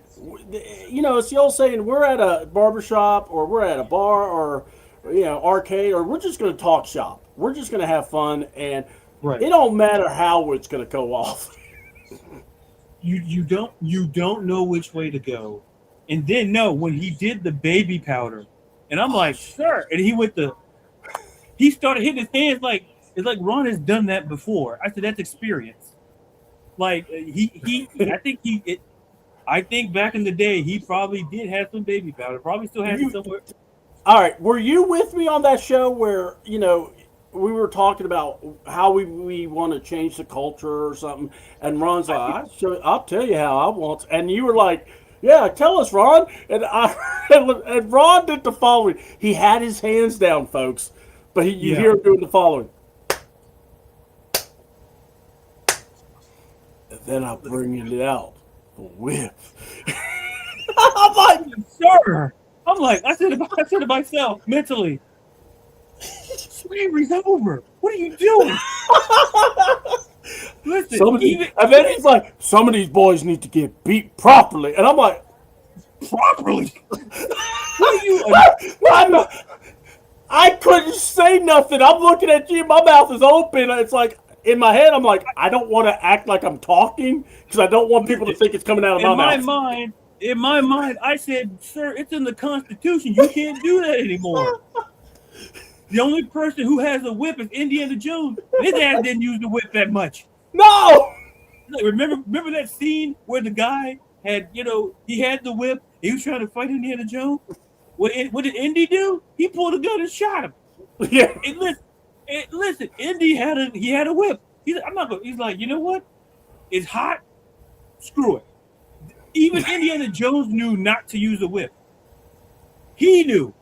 Ron, if we had it Ron's way, Ron's ass would be on like when Booger McFarlane had that thing. He'd be up there and just going around in that contraption, just whipping people. I'm like, and they'd be like, man, where did those pyramids come from? Yeah, because Ron had beating the hell out of people like they said. Yeah, they're building stuff. Where's the police? We need authority. I said Ron's gonna have people arrested if we keep fooling around with Ron.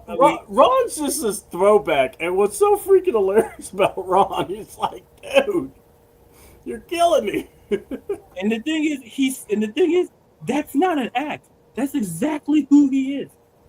It's no act. That's exactly who he is, and that's the part. That's the part you all should be afraid about. That's exactly who he is. Oh, this is a great shot. Joe Tessitore being driven around. That is awesome, Joe. Joe's looking all pimpish in the little go-kart. That's the way it should be. Yeah. Joe, look, I don't care about anybody else. Joe Tessitore needs to be like the Pope of WWE. He is the guy. I mean, you know what? Great Sousa of WWE would be Joe Tessitore. He can't say Jade Cargill's name to save his life, because it's always Jade Cargill, but that's fine. Yeah, that's what I'm willing to pay for. If that's what the cost, I'll take it. You know what I say? Same thing. Yeah, it's like, come on, this is Jade Cargill. she comes up to me. It's Jade Cargill. I'm like, it's Cargill. Joe Tessitore has spoken. Look, I'm not saying you're wrong, but I'm not saying you're right. You saw that suit? Listen, like, you want me to tell him that? Oh no, you trying to get me fired? Hold on. You know what, Ron? Talk to Miss Cargill. What? I don't care what your name is. Jesus, Ron! Damn it, Ron! I knew I should have handled this internally. You got R-Truth. Ron is our truth. He really is. But the thing is, R-Truth knows restraint.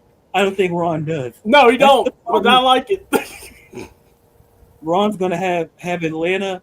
He's gonna get the local, because he lives with it. He's gonna get the local police. He's gonna get the Atlanta PD involved. This man's gonna get. I mean, what's going on over there, man? You don't want to know. Yeah. I mean, oh Oh, my god, I know. what All do right, you do? Folks, I wish it's like this. It's out there, but that face. When he said whoop-de-doo, I was like, I'm like, all of us, we were just stunned. It's like, I got to work on making shorts because that in itself was epic. It's like, Ron doing It's like this man just pulled a whoop de doo on a grown ass man on this show. And I'm like, because if Ron was a stranger and he pulled a whoop de doo on me, oh man, we're going through the camp. We're throwing bows.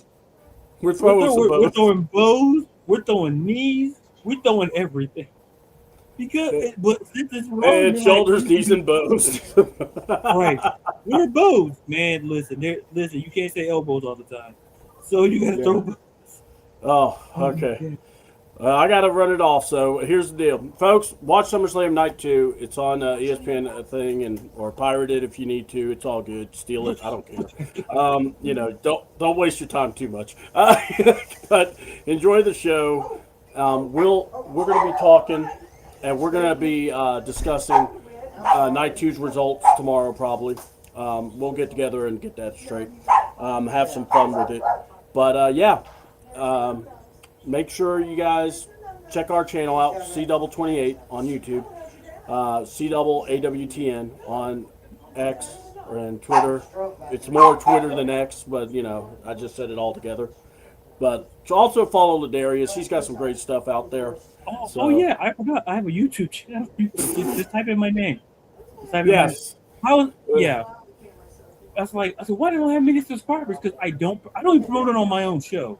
Dude, you gotta throw it out there for you. You do I literally stuff. put content. I put content there and on every other platform. And I mentioned every other platform but the YouTube. Every time you say it, I go, mentally, I go, I knew there was something I forgot to say. And then when you say it, I go, yeah, that's it. And so I said, and I'm like, it's like, hey, folks, I used to pick up people when you get old. Listen, I realized that, this year was our 20th high school reunion. Oh my God. And I feel old. And I said to myself, when my niece and nephews called me old, I'm like, no, y'all, listen, you probably need to respect your uncle. That's number one. And respect your uncles. But then I'm like, it's like one day I played basketball with my oldest nephew, and he bodied me. Like, listen, I won the. It's a 2-part story. I won the game, but at what expense? I fell into a bunch of leaves, and I just laid there on the ground. And my nephew's like, "Are you okay?" I'm like, "I'm fine. Just let me get up on my own." I don't want to admit defeat. He's a great kid. He didn't mean to do it, but hey, he's a big, he's a nice kid. And I was thinking, I just went, I went backwards. And then I said, well, my body said, man, fall into these leaves. And that's exactly what I did. That was better than me falling on that pavement on that court. So, hey, look. All I know is this: the older we get, when we fall, it hurts more. So there you go. Well, look, folks, check us out. You know where we'll be. Tomorrow we'll definitely put out a show so we can talk Night 2. And dear God, help us if Triple H decides to do more PC talk, because then there'll be some more talking. So regardless, thank you. I'm CDouble. That's been Ladarius Brown. Check us out on YouTube and also on X and Twitter. And, they should just call it Twitter X. But anyway, and with all that being said, we gone. If I could find my little button.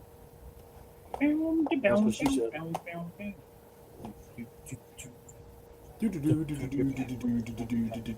the wolf that's gonna come.